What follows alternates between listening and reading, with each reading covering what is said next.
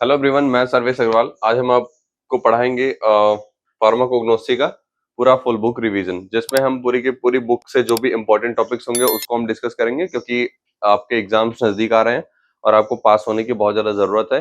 तो अगर आपको सारे टॉपिक्स इंपॉर्टेंट टॉपिक्स पता होंगे तो आपकी तैयारी काफी अच्छी हो पाएगी, और अगर आप उतना नहीं पढ़ रहे हैं तो कहीं एक आपके पास एक आइडिया होगा किसी भी टॉपिक का कि उस टॉपिक में क्या आपको लिखना है। ठीक है, तो हम उसी बेसिस पे ये पूरी बुक फुल बुक रिवीजन कराएंगे। ये आपकी ठाकुर पब्लिकेशन की बुक है, आप इसका ई बुक भी खरीद सकते हैं वेबसाइट से जाके, या फिर हम इसका डिस्क्रिप्शन बॉक्स में लिंक दे देंगे, आप वहां से भी खरीद सकते हैं। बाकी आपको वीडियो ट्यूटोरियल्स की लिंक वेबसाइट पे भी मिल जाएगी, और आप जाके चैनल पे विजिट भी कर सकते हैं।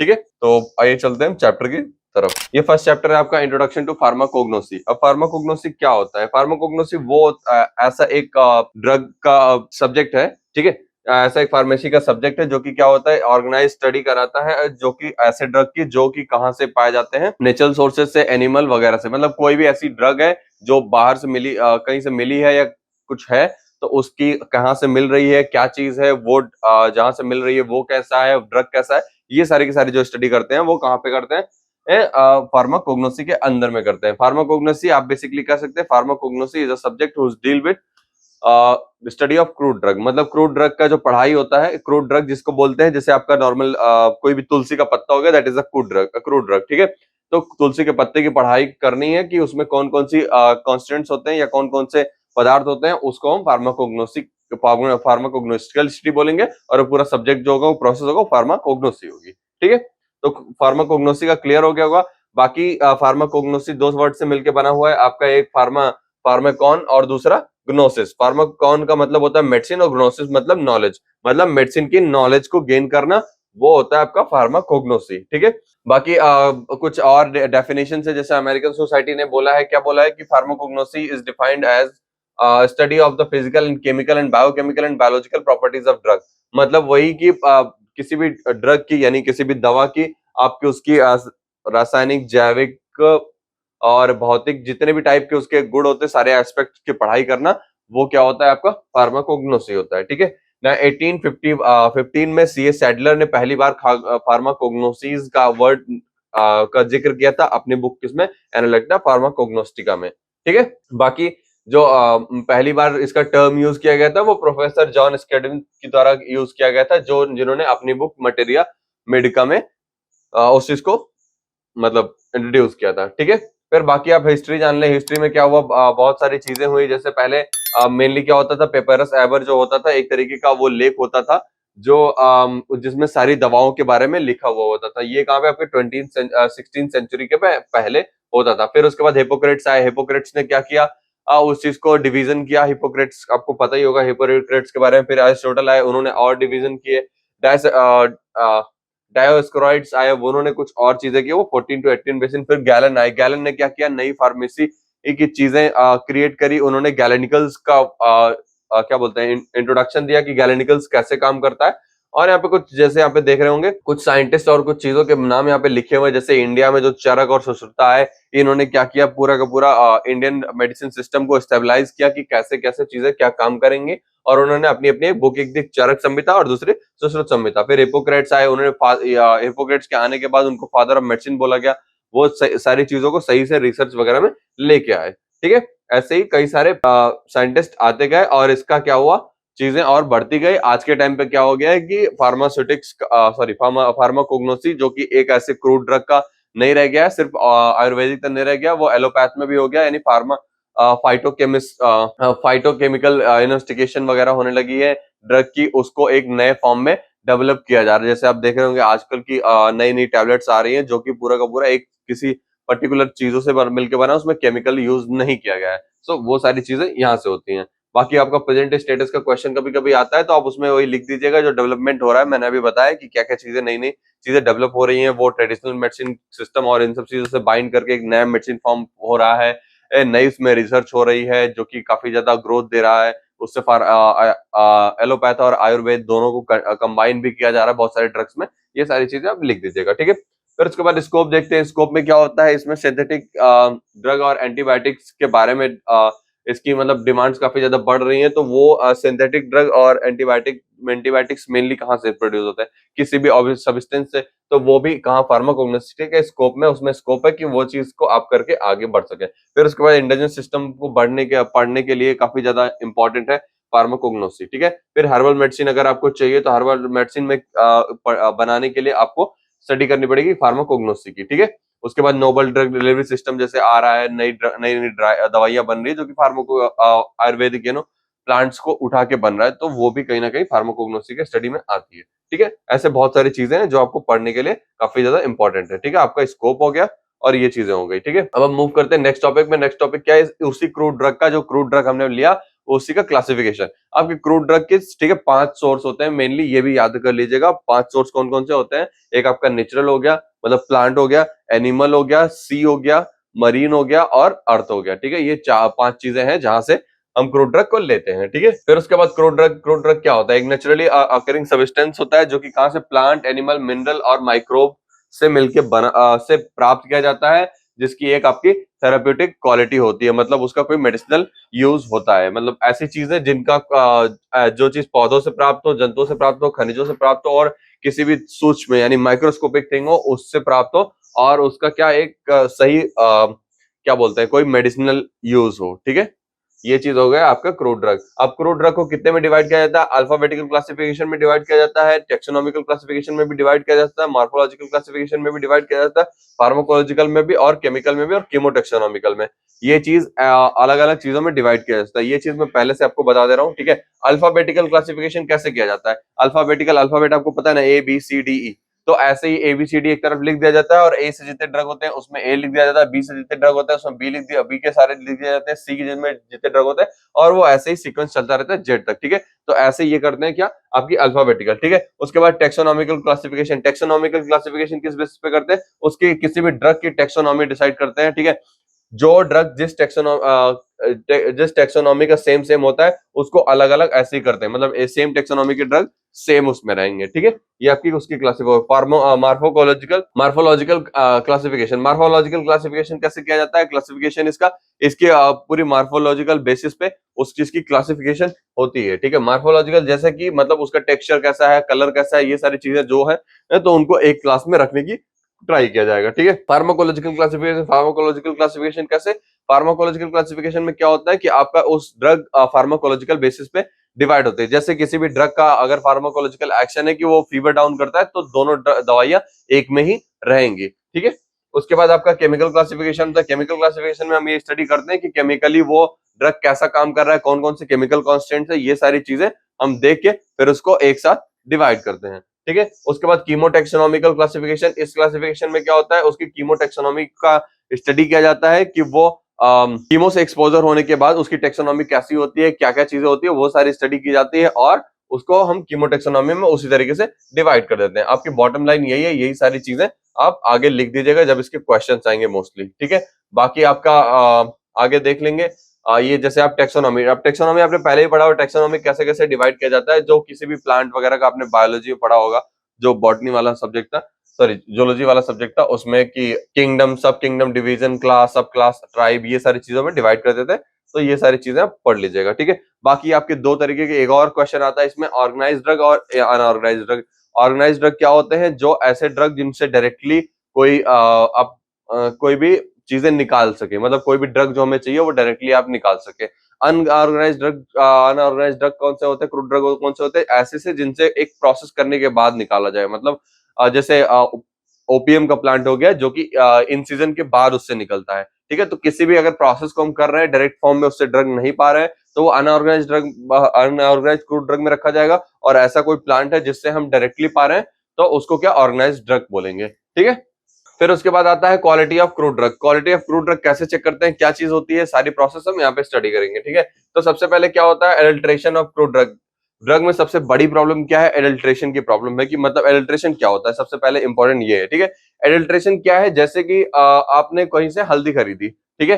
हल्दी खरीदते टाइम पे उन्होंने, दुकानदार ने क्या किया, या जिसने भी हल्दी सप्लाई की उसने क्या किया, हल्दी के साथ में कुछ ऐसे सेम तरीके के दिखने वाले और सेम चीज मतलब सेम टेक्सचर वाले, मतलब उन्होंने लकड़ी उठाई और वो उसको पेंट कर दिया किसी से येलो कलर से, ठीक है, और उसी हल्दी में मिक्स कर दिया, तो उसको क्या बोलेंगे, एडल्ट्रेशन बोलेंगे, ठीक है। एडल्ट्रेशन का क्या होता है, ऐसे ही ड्रग में एडल्ट्रेशन होती है कि जिस ड्रग का है वैसे ही सेम तरीके की चीजें आपको दे दी जाए। तो उस एडल्ट्रेशन का मीनिंग ये होता है, उससे क्या होता है, चीजें कभी कभी आप रेट बचाने के लिए, ये सारी चीजें प्रॉफिट कमाने के लिए बहुत सारे अलग अलग रीजंस होते हैं उसके, ठीक है। बाकी क्या होता है इसका डेफिनेशन, ड्रग में क्या किया जाता है, एडल्ट्रेशन जो कि होता है वो ऐसे ही होता है, ठीक है, मार्फोलॉजिकल बेसिस पे होता है, उसकी पूरी मार्फोलॉजी यानी अपीयरेंस वगैरह सब कुछ सेम होता है, बट उसका क्या होता है, मेडिसिनल वैल्यू नहीं होता है, मतलब उसका कोई मेडिसिनल यूजेस नहीं होता है। जैसे आप लकड़ी मिला दिया तो लकड़ी और हल्दी के कंपैरिजन में क्या है, उसमें मेडिसिनल वैल्यू रहेगी, तो ऐसा ही कुछ होता है, ठीक है।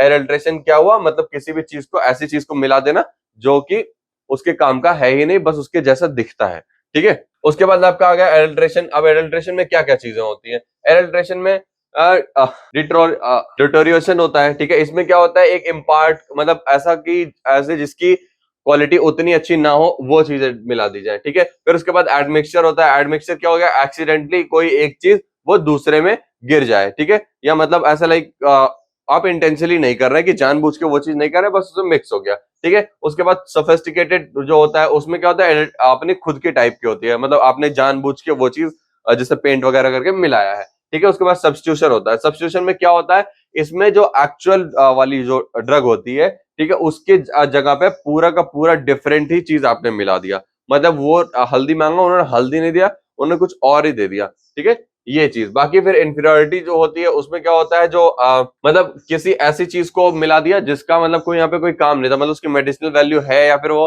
नुकसान ही पैदा कर सकता है, ऐसा टाइप का चीज, ठीक है। उसके बाद स्पॉयलेज होता है। स्पॉयलेज में क्या होता है, मतलब इससे स्पॉयलेज मिला दिया, जैसे कुछ मतलब सड़ा हुआ है, ठीक है, अब उसको भी दे दे, उससे क्या होगा, उससे माइक्रोबियल कंटामिनेशन बढ़ेगा, माइक्रोबियल ग्रोथ बढ़ेगी, तो वो पूरा का पूरा ड्रग जो अच्छा है वो भी खराब हो जाएगा। अब ये डिफरेंट मेथड होते हैं एडल्ट्रेशन करने के। एडल्ट्रेशन किस किससे होता है, एक अनइंटेंशनल होता है और एक इंटेंशनल होता है, ठीक है, इन्हीं दो चीजों को हम पढ़ेंगे। अब इंटेंशनल अनइंटेंशनल कैसे होता है, अनइंटेंशनल में क्या हो गया, आपके नाम को कंफ्यूजन हो गया, आपने कुछ खरीदा उसका, तो वो सेम नाम का दो चीजें हो गई, तो उसमें क्या होता है, कंफ्यूजन हो जाता है। जैसे दो नाम के लोग हैं, राहुल राहुल दो लोग हैं, तो मुझे दूसरा वाला राहुल चाहिए और वो वाला राहुल नहीं चाहिए, तो उससे नाम की कंफ्यूजन में भी अनइंटेंशनली एडल्ट्रेशन हो जाता है। उसके बाद लैक ऑफ नॉलेज हो गया, किसका, ऑथेंटिक सोर्स का, ठीक है, मतलब आपके पास तो नॉलेज ही नहीं है। फिर उसके बाद सिमिलैरिटी हम देख लें, अगर जो मार्फोलॉजिकल मतलब वो पूरी के पूरी तरीके से सेम दिख रहे हैं, ठीक है, तो उसमें भी काफी ज्यादा कंफ्यूजन हो जाता है। या फिर ऐसे मतलब ओरिजिनल प्लांट ज्यादा है ही नहीं, तो उसकी वजह से एडल्ट्रेशन बार बार करना ही पड़ रहा है, ठीक है। उसके बाद सिमिलरिटी ऑफ कलर, एकदम कलर ही सिमिलर हो गया कि मतलब पीला ही दिख रहा है, वो भी वो कुछ और ही है, लेकिन आपको सेम चीज आ गई, ठीक है। ऐसे ही कुछ और चीजें होती है, केयरलेस कलेक्शन, मतलब जब उसको कलेक्ट कर रहे हैं तो उसमें कुछ कुछ भी उठा लिया है उस कलेक्शन में, तो उससे भी काफी सारे प्रोसेस होते हैं, ठीक है। उसके बाद इंटेंशनल पे आता है। इंटेंशनल में क्या होता है, एडल्ट्रेशन को क्या, मैन्युफैक्चरिंग सब्सटेंस को यूज करते हुए, मतलब कि कोई चीज बना के उसमें मिला दी, ठीक है, उसमें हो गया। उसके बाद सबस्टेशन क्या होता है, मतलब कोई बहुत कम इंफीरियर, मतलब कॉमर्शियली उतनी नहीं सक्सेस है, उसका क्वालिटी उतना अच्छा नहीं है, उसको मिक्स कर दिया, तो वो जानबूझ के होता है, ठीक है। उसके बाद सब्स्टिट्यूशन कर दिया, मतलब ड्रग खत्म हो गई है, कोई सामान खत्म हो गया, उसके जगह पे कुछ और ही सामान चला दिया, तो ये भी इंटेंशनल होता है। उसके बाद क्या होता है, सुपरफिशियली क्या होता है, इंफीरियर नेचुरल सब्सटेंस को कर देना, मतलब कि जानबूझ के किसी ऐसी क्वालिटी को, एकदम लो क्वालिटी का सामान उसमें यूज करना, ठीक है। उसके बाद ऐसे मतलब अलग अलग चीजें होती हैं, जैसे आप लिख दीजिएगा कि मतलब अगर आप कहीं पे जानबूझ के ऐसी चीजें करेंगे तो कैसे करेंगे, तो वही सारी चीजें यहाँ पे लिखनी है, ठीक है। उसके बाद हम इवैल्यूएशन पैरामीटर पे आते हैं। इवैल्यूएशन पैरामीटर ड्रग का कैसे होता है, क्या क्या चीजें होती है। इवैल्यूएशन क्या होता है, कोई भी ड्रग को डिटरमाइन करना कि वो एक्चुअल ड्रग है या नहीं है, या फिर एडल्ट्रेंट उसमें मिला हुआ है, ठीक है। तो ये किन किन जो किन किन बेसिस पे चेक कर सकते हैं, पहला ऑर्गेनोलेप्टिक पे चेक कर सकते हैं, मार्फोलॉजिकल पे चेक कर सकते हैं, दूसरा माइक्रोस्कोपिक पे, फिजिकल, केमिकल और बायोलॉजिकल, ठीक है। ऑर्गेनोलेप्टिक पे कैसे देखेंगे, ऑर्गेनोलेप्टिक पे देखने के बेसिस छह, मेनली चार पांच होते हैं, ठीक है। जैसे आप उसको कलर के बेसिस पे जज करेंगे कि कलर कैसा है, एक्चुअल कलर से मैच कर रहा है कि नहीं, टेक्सचर, शेप, साइज, अरोमा और फ्लेवर। अरोमा मतलब उसका स्मेल, ठीक है। ये पांच बेसिस पे आप उसको देखेंगे कि एक्चुअल में वो है या नहीं है, मतलब उन दोनों को इवेल्युएट करेंगे, एक बार उसको चेक करेंगे, एक बार उसको चेक करेंगे, इस बेसिस पे, ठीक है। दूसरा क्या होता है आपका मार्फोलॉजिकल। मार्फोलॉजिकल में क्या देखते हैं, आपका डिफरेंट शेप्स वगैरह देखते हैं कि उसका टेक्सचर कैसा है, और वो किस तरीके से दिख रहा है, कितना बड़ा है साइज वगैरह, ये सारी चीजें का अलग अलग चीजें हम इसमें डिस्कस करेंगे। ठीक है, लीव्स देखेंगे, उसके फ्लावर्स कैसे हैं, फ्रूट्स कैसा है, उसका सीड कैसा हो रहा है, ये सारे स्टडी हम करते हैं। ठीक है, माइक्रोस्कोपिक में क्या करते हैं, माइक्रोस्कोपिक में इसका स्टडी जब करते हैं तो उसमें अलग अलग चीजें देखते हैं माइक्रोस्कोपिक में। जैसे कि हमने उसमें देखा कि उसके स्टार्च कितने हैं, उसका क्या बोलते हैं, ग्लाइकोजन ऑक्सलेट कितना पड़ा हुआ है उसमें, और बहुत सारी चीजें इसमें देखते हैं जो माइक्रोस्कोप से देखी जा सकती हैं। जैसे उसका स्टार्च देखेंगे, हेमिसोलुलोज कितना है, आयोडीन सॉल्यूशन का क्या इंपैक्ट पड़ रहा है उस पे, वो कलर दिखा रहा है, स्ट्रेंथ छूट रहा है कि नहीं छूट रहा है, ये सारी चीजें हम इसमें देखते हैं। ठीक है, उसके बाद हम लीव कांस्टेंट जिसमें इसी में देखते हैं मार्फोलॉजिकल करेक्शन में। इसमें हम क्या देखते हैं, वेन विस्लेट नंबर देखते हैं। ठीक है, वेन टर्मिनेशन नंबर देखते हैं कि कितना ज्यादा टर्मिनेट हो रहा है, कितने स्क्वायर फीट में कितनी है। फिर उसके बाद स्टोमेटल नंबर देखते हैं कि स्टोमेटा कितना ज्यादा उसमें प्रेजेंट है। फिर स्टोमेटल इंडेक्स भी देखते हैं कि कितना ज्यादा उसका फ्रैक्शन में कितना ज्यादा आ रहा है, यहाँ से इवेलुएट करके उसको कैलकुलेट करते हैं। ठीक है, स्टोमेटा का चेक करते हैं, ट्राइकोम्स के बारे में चीजें जानते हैं कि ट्राइकोम्स ट्राइकोम्स एक तरीके का ऐसे एपिडर्मिस की तरह लेयर निकल। फिर उसके बाद क्वांटिटेटिव टेस्ट यानी लाइपोसोडियम स्पोर्ट्स मेथड करते हैं। इसमें क्या करते हैं, पाउडर ड्रग को करते हैं। ठीक है, अब पाउडर ड्रग को क्या करते हैं, एकदम उसको लेते हैं और उसमें क्या बोलते हैं, उसको मिक्स करते हैं। ठीक है, इन मतलब प्लेट पे रख सॉरी आपकी स्लाइड पे रखते हैं, उसमें एक ग्लिसरीन डालते हैं, देन उसके आइडेंटिफाई करते हैं कि उसमें क्या क्या चीजें प्रेजेंट है। ठीक है, फिर आपका फिजिकल एवेल्युएशन आता है। फिजिकल एवेल्युएशन में उसमें क्या करते हैं, आपका मॉइस्चर कंटेंट देखते हैं कि उस ड्रग में कितनी मॉइस्चर है, जितना होना चाहिए उतना ही नहीं है। फिर उसकी मेल्टिंग पॉइंट डिस्कस करते हैं, सॉल्युबिलिटी डिस्कस करते हैं, ऑप्टिकल रोटेशन चेक करते हैं। ऑप्टिकल रोटेशन आपने पढ़ा होगा कि ऑप्टिकली जब कोई किसी फ्लूइड से उस पर लाइट गुजारी जाती है तो क्या होता है, वो मूव करता है कि नहीं करता है, ये सारी चीजें उतना ज्यादा इंपॉर्टेंट नहीं है। फिर आप उसका रिफ्रैक्टिव इंडेक्स देखते हैं। रिफ्रैक्टिव इंडेक्स में क्या देखते हैं, लाइट का पासेस कितना इजिली हो जाता है। ठीक है, उसकी एस वैल्यू चेक करते हैं। ये सारा अलग अलग फिजिकल का है। ठीक है, उसके बाद हम आते हैं किसमें, केमिकल एवेल्युएशन। केमिकल एवेल्युएशन में दो तरीके के टेस्ट होते हैं आपके, क्वालिटेटिव और क्वांटिटेटिव। क्वालिटेटिव में क्या, इसका डिटेक्शन करते हैं अलग अलग चीजों का, जैसे ग्लाइकोसाइड प्रेजेंट है, अल्कोलाइड प्रेजेंट है, ये सारी चीजें क्या क्या प्रेजेंट है उसमें, यही सारी चीजें हम टेस्ट करते हैं। सपोनिन का टेस्ट करते हैं, फिनोलिक टेस्ट करते हैं, यही सारी चीजें अलग अलग टेस्ट करते हैं। उसके बाद दूसरा टेस्ट जो करते हैं वो क्या करते हैं, फाइटोकेमिकल इन्वेस्टिगेशन करते हैं इसका। इसको कैसे करते हैं, सबसे पहले क्या करते हैं, क्या करते हैं, एक रॉ मटेरियल लेते हैं। रॉ मटेरियल को लेने के बाद सबसे पहले क्या करते हैं, उसको एक्सट्रैक्शन कराते हैं। एक्सट्रैक्शन का किया, उसके बाद उसको क्या किया, प्यूरिफिकेशन किया। उसका प्यूरिफिकेशन करने के बाद उसका कैरेक्टराइजेशन करते हैं फार्मास्यूटिकल एक्टिव कांस्टेंट का, कि उसमें कौन कौन से कांस्टेंट प्रेजेंट है। उसके बाद क्या करते हैं, उसको इन्वेस्टिगेशन करते हैं कैसे, बायोसिंथेसिस पाथवे पे रख के। फिर उसके बाद उसका क्वालिटेटिव इवैल्यूएशन करते हैं, जो कि हमने पहले देखा। ठीक है, मेनली यही है। उसके बाद आपका बायोलॉजिकल एवेल्युएशन। अब बायोलॉजिकल एवेल्युएशन किस लेवल पे होता है, आपका पहला लेवल जो होता है उसमें क्या करते हैं, माइक्रोबायोलॉजिकल ऐसे निकालते हैं, जिसमें क्या लिखते हैं, सिलेंडर प्लेट मेथड यूज करते हैं, टर्बिनाइड मेट्रिक मेथड यूज करते हैं। और उसके बाद आपका लास्ट आता है माइक्रोबायोलॉजिकल लिमिट्स वाला इवैल्यूएशन। ठीक है, इसी में जो बायोलॉजिकल है उसमें कितना ज्यादा किसमें माइक्रोबियल प्रेजेंट है, कितना माइक्रोस प्रेजेंट होना चाहिए, वो अलग अलग आपका टॉपिक लिखा हुआ होता है। ठीक है, उसके बाद मूव करते हैं नेक्स्ट टॉपिक में। नेक्स्ट टॉपिक क्या है आपका, सेकेंडरी मेटाबोलाइट्स के बारे में इसमें स्टडी करनी है। सेकेंडरी मेटाबोलाइट्स कौन कौन से होते हैं, आपका पहला है एल्कोलॉइड। एल्कोलॉइड क्या होता है, हेटेरोसाइक्लिक नाइट्रोजनस कंपाउंड होता है। ठीक है, ये बेसिकली नेचर मतलब इनका बेसिक नेचर होता है, और ये कहाँ पे, अमीनो नाइट्रोजन में इनका अमीनो नाइट्रोजन प्रेजेंट होता है, जिसकी वजह से इनका नेचर जो होता है काफी ज्यादा बेसिस होता है। ठीक है, ये एक तरीके का बेसिक नाइट्रोजनस हेटेरोसाइक्लिक कंपाउंड बोल सकते हैं आप इसको। ठीक है, उसके बाद इनका क्लासिफिकेशन जो होता है वो आपका होता है, पहला ट्रू अल्कलॉइड्स होता है। ये क्या होते हैं ट्रू अल्कलॉइड्स, ये अमीनो एसिड से ड्राइव्ड होते हैं, और ये nitrogen containing heterocyclic ring share करते हैं। ठीक है, इनके एग्जांपल में जैसे कोकीन, मॉर्फिन, ये सब हो गया, वो सारे हो गए। ठीक है, फिर उसके बाद प्रोटो अल्कलॉइड्स होते हैं। प्रोटो अल्कलॉइड्स क्या होता है, अमीनो एसिड नाइट्रोजन जो कि प्रेजेंट है, जिनमें हेटेरोसाइक्लिक रिंग प्रेजेंट नहीं होता, लेकिन इनका कैरेक्टरिस्टिक बहुत ही सिंपल अमाइन की तरह होता है। ठीक है, इनके एग्जांपल में क्या आएंगे आपके, एफेड्रीन आ गया, मेस्केलिन आ गया, ये सारी चीजें ड्रग आती है। फिर उसके बाद स्यूडो अल्कलॉइड्स होते हैं। स्यूडो अल्कलॉइड्स, स्यूडो मतलब आपको पता ही होगा कि जो झूठे अल्कलॉइड्स होते हैं, मतलब उतना ज्यादा श्योर ही नहीं है। ठीक है, तो ये एक तरीके का इनका नेचर जो होता है वो बेसिक होता है, और ये क्या अमीनो एसिड से डिराइव नहीं होते, इनका ये प्रिकॉर्सर या फिर सब डिवाइडेड मतलब प्रिकॉर्सर होते हैं। ठीक है, एक तरीके के। उसके बाद क्या होता है, ये सब डिवाइडेड होते हैं किसमें, स्टेरॉयडल अल्कलॉइड्स में और प्यूरिन बेस में, ये दो तरीके के। अब स्टेरॉयडल में किसमें, कॉन्सिन में होता है, जिसमें एक आपकी स्टेरॉयडल मोइटी होती है।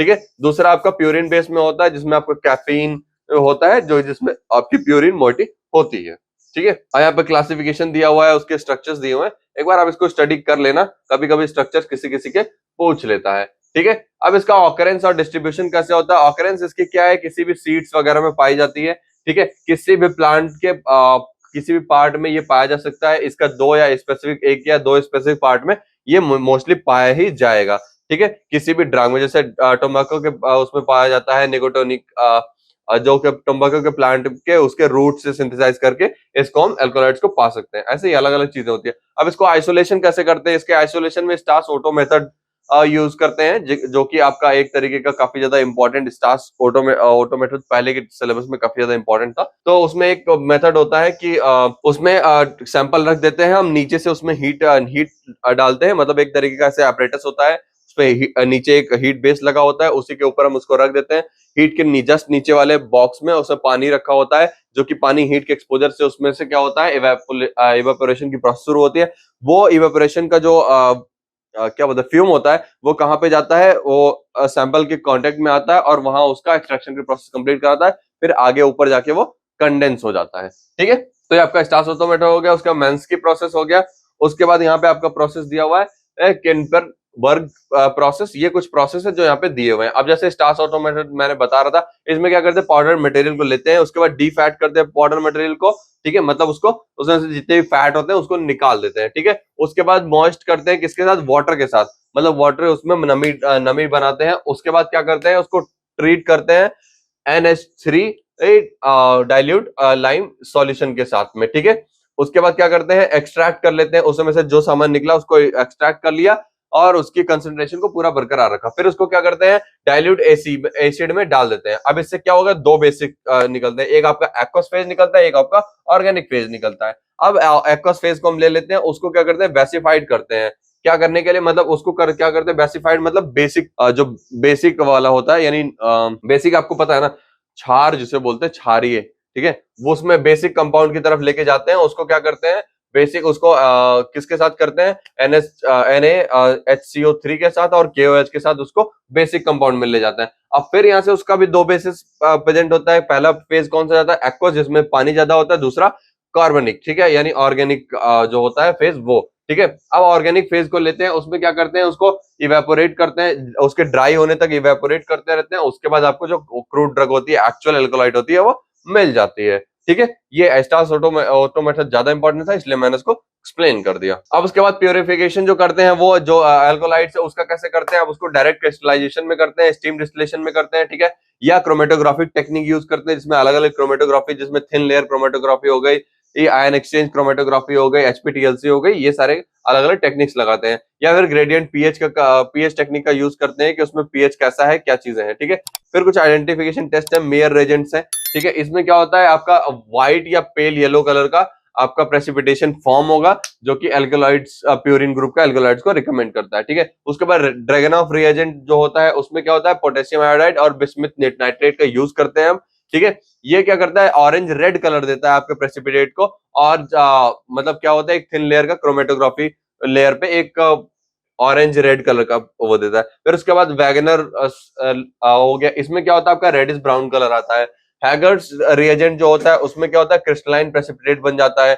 उसके बाद क्या होता है, ऐसे सारे टेस्ट है, ठीक है। अब इसका थेरेपेटिक यूज क्या है, इसमें क्या होता है, एक तरीके के एनाल्जेसिक्स में यूज किया जाता है, और इसका सिंथेसाइज करके आई एग्जामिनेशन में या आई डायलेशन में एट्रोपिन वगैरह का यूज किया जाता है, ठीक है। क्विनिन हो गया, क्विनिन क्या है, एक एंटी मटेरियल ड्रग है, ऐसे कई सारी चीजें हैं, ठीक है। आपको एप्लीकेशन तो आपको पता चल गया। फिर उसके बाद आता है टर्पेनॉइड। टर्पेनॉइड तो ज्यादा इंपॉर्टेंट है नहीं, बट इसको आप जान लीजिए कि क्या टर्पेनॉइड क्या होता है। एक तरीके का हाइड्रोकार्बन प्लांट ओरिजिन मतलब ड्रग होता है, मतलब एक कंपोनेंट होता है, ठीक है, जिसका फॉर्मूला जो होता है वो C5H8N होता है, ठीक है। और ये ऑक्सीजनेटेड भी होता है, हाइड्रोजनेटेड भी होता है, डीहाइड्रोजनेटेड डेरिवेटिव्स भी होता है इसका, ठीक है। ये आपका टर्पेनॉइड हो गया। टर्पेनॉइड का क्लासिफिकेशन अगर आप देखें तो क्लासिफिकेशन इसका नंबर ऑफ कार्बन एटम पे डिवाइड होता है। जैसे आपका मोनोटर्पेनॉइड हो गया, इसमें क्या होता है, 10 कार्बन होते हैं। फिर उसके बाद सिस्क्यूनॉइड हो गया, ठीक है, डायटोनॉइड हो गया, ऐसे ही कई सारे अलग अलग फॉर्म में डिवाइडेड होता है। ये तो ज्यादा इंपॉर्टेंट है नहीं,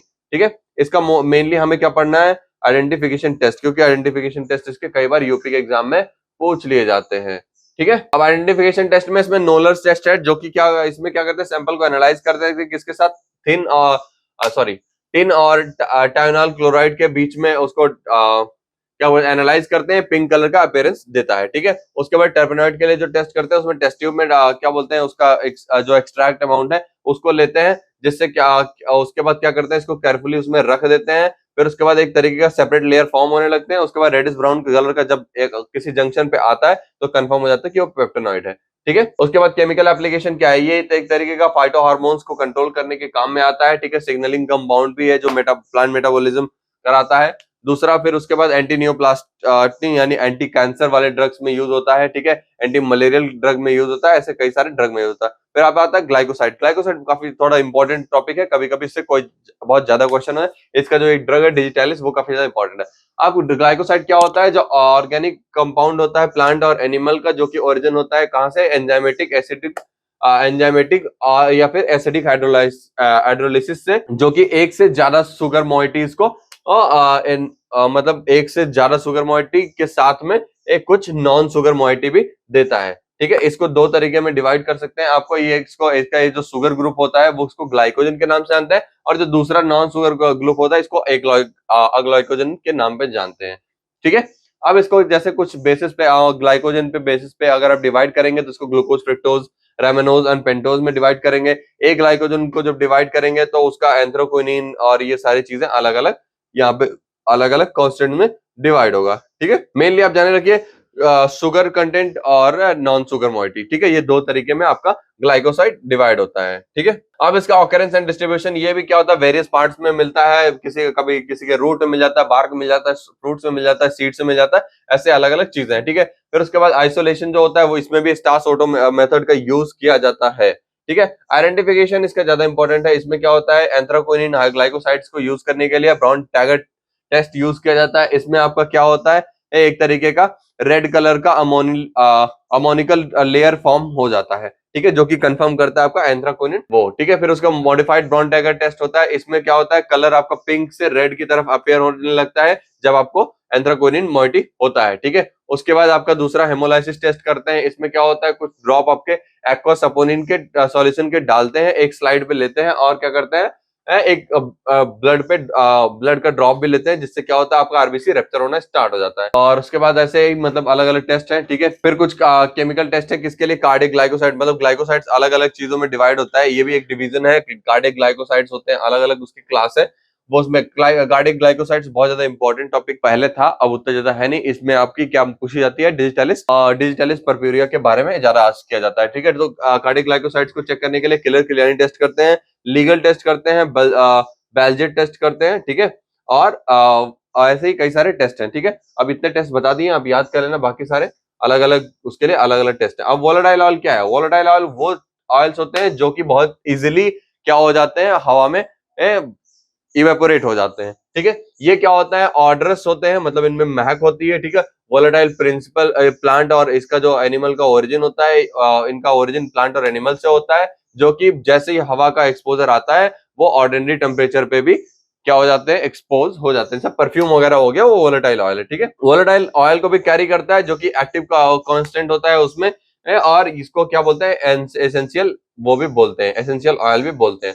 अब ये कितने टाइप का होता है, क्लासिफिकेशन इसका देख लें तो पहला ये हाइड्रोकार्बन वोलेटाइल ऑयल होता है, ईस्टर वाटर वोलेटाइल ऑयल होता है, ईथर वोलेटाइल ऑयल होता है, अल्कोहल वोलेटाइल ऑयल होता है। ठीक है, aldehyde, ketone volatile, oxidised volatile और फिनॉल वोलेटाइल ऑयल्स होते हैं। ठीक है, इसका डिस्ट्रीब्यूशन कैसे होता है, ये मेनली एरोमेटिक प्लांट्स में होते हैं, उनका एक स्पेसिफिक वो होता है, ये लगभग 60 फैमिलीज में अलग अलग में पाई जाती है।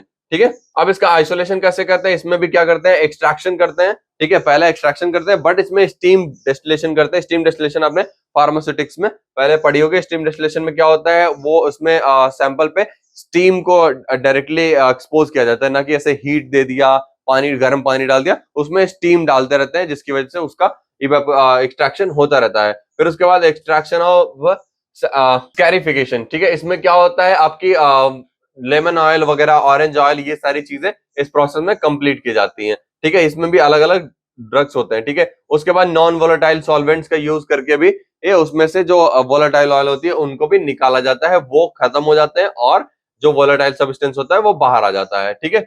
उसके बाद अगर कोई वोलेटाइल सब्सटेंस है उसके साथ में भी कभी कभी होता है, इसमें क्या होता है, जो थर्मोलेबाइल वोलेटाइल्स होते हैं वो डिकम्पोज होता है, हो जाते हैं, जिसकी वजह से हमें पहले पता चल जाता है कि वोलेटाइल ऑयल सब्सटेंस है, ठीक है। आइडेंटिफिकेशन टेस्ट क्या करते हैं, इसको क्या करते हैं, एक थिन सेक्शन ऑफ ड्रग पे ट्रीट करते हैं अल्कोहलिक सॉल्यूशन के साथ, जो कि आपका सुडोन थर्ड है। इससे क्या होता है, रेड कलर का अपीयरेंस हो जाता है। अब इसकी थेरेप्यूटिक एक्टिविटी क्या होती है, इसमें क्या होता है, बायोकेमिकल यानी फार्माकोलॉजिकल में कभी कभी यूज होता है, जैसे आपका एंजाइम और हार्मोन्स को ब्लड स्ट्रीम में इंटरैक्ट कराने के लिए।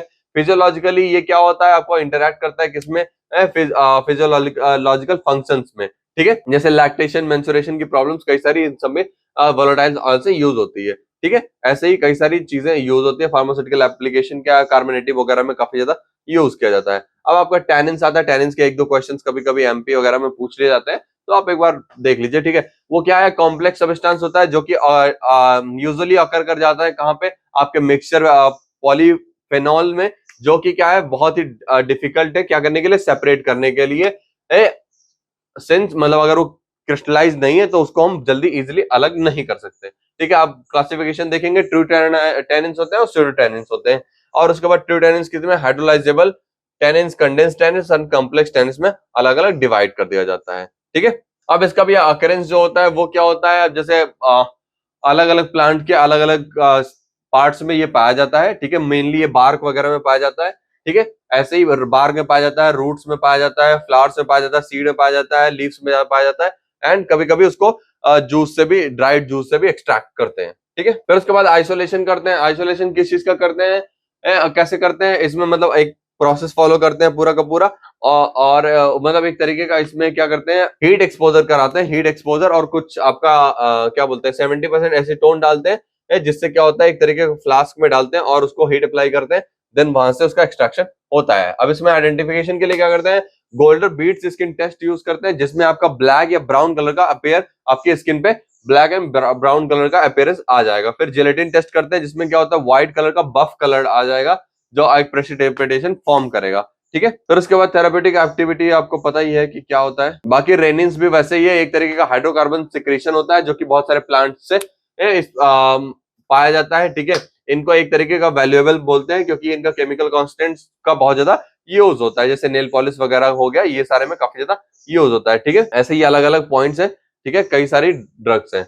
अब हम नेक्स्ट और टॉपिक पे मूव करेंगे, जिसमें हम अलग अलग ड्रग्स की स्टडी करेंगे, जो भी इंपॉर्टेंट है वही ड्रग्स हम सिर्फ स्टडी करेंगे, ठीक है। अब सबसे पहले आपका क्या आता है, लैक्सेटिव। लैक्सेटिव क्या होता है, लैक्सेटिव अब ड्रग कैटेगरी का याद रखिएगा। लैक्सेटिव क्या होता है, जो आपकी जो स्टूल डिस्चार्ज होता है उसको क्या करता है, बहुत ही स्मूथ करता है। समटाइम्स आपके डाइजेशन में सही प्रॉब्लम है तो क्या होता है, स्टूल डिस्चार्ज नहीं होता है, लैक्सेटिव क्या करता है, उस चीज को इजी बनाता है, ठीक है। सबसे पहले उसमें क्या आता है, एलॉय। एलॉय क्या है, एलॉय मतलब घृत कुमारी, आपको पता ही होगा, काफी सुना होगा उसके बारे में, रामदेव बाबा काफी ज्यादा नाम लेते थे। तो इसका नाम क्या है, इसको हम घृत कुमारी बोलते हैं, एलॉय बोलते हैं, कुछ जगह पे मुसबार भी बोलते हैं, ठीक है। इसका बायोलॉजिकल आप याद रखिएगा, सबसे ज्यादा इंपॉर्टेंट क्या है, इसकी फैमिली, किसी भी ड्रग की आप बायोलॉजिकल सोर्स में उसकी फैमिली और उसका बायोलॉजिकल नाम, ये दो चीजें आप उसको हमेशा याद रखिएगा। अब बायोलॉजिकल नेम क्या होता है इसका, एलॉय पेरियाई बेकर, ठीक है, यही होता है, ठीक है। या एलॉय अफ्रीकन, इसके कई सारे अलग अलग होते हैं, या एलॉय वेरा आप बोल सकते हैं, ठीक है। एलॉय वेरा जो नाम बोलते हैं वो भी वो साइंटिफिक नेम है, ठीक है। इसमें कौन से केमिकल कांस्टेंट क्या पाए जाते हैं, आपका बारबेलॉन पाया जाता है, बीटा बारबेलॉन पाया जाता है, आइसोबारबेलॉन पाया जाता है, ठीक है। इसका थेरेप्यूटिक यूज आपको पता ही है क्या करता है, ये एक तरीके का एंटी माइक्रोबियल, एंटी बैक्टीरियल, ये सारे काम करता है, ठीक है।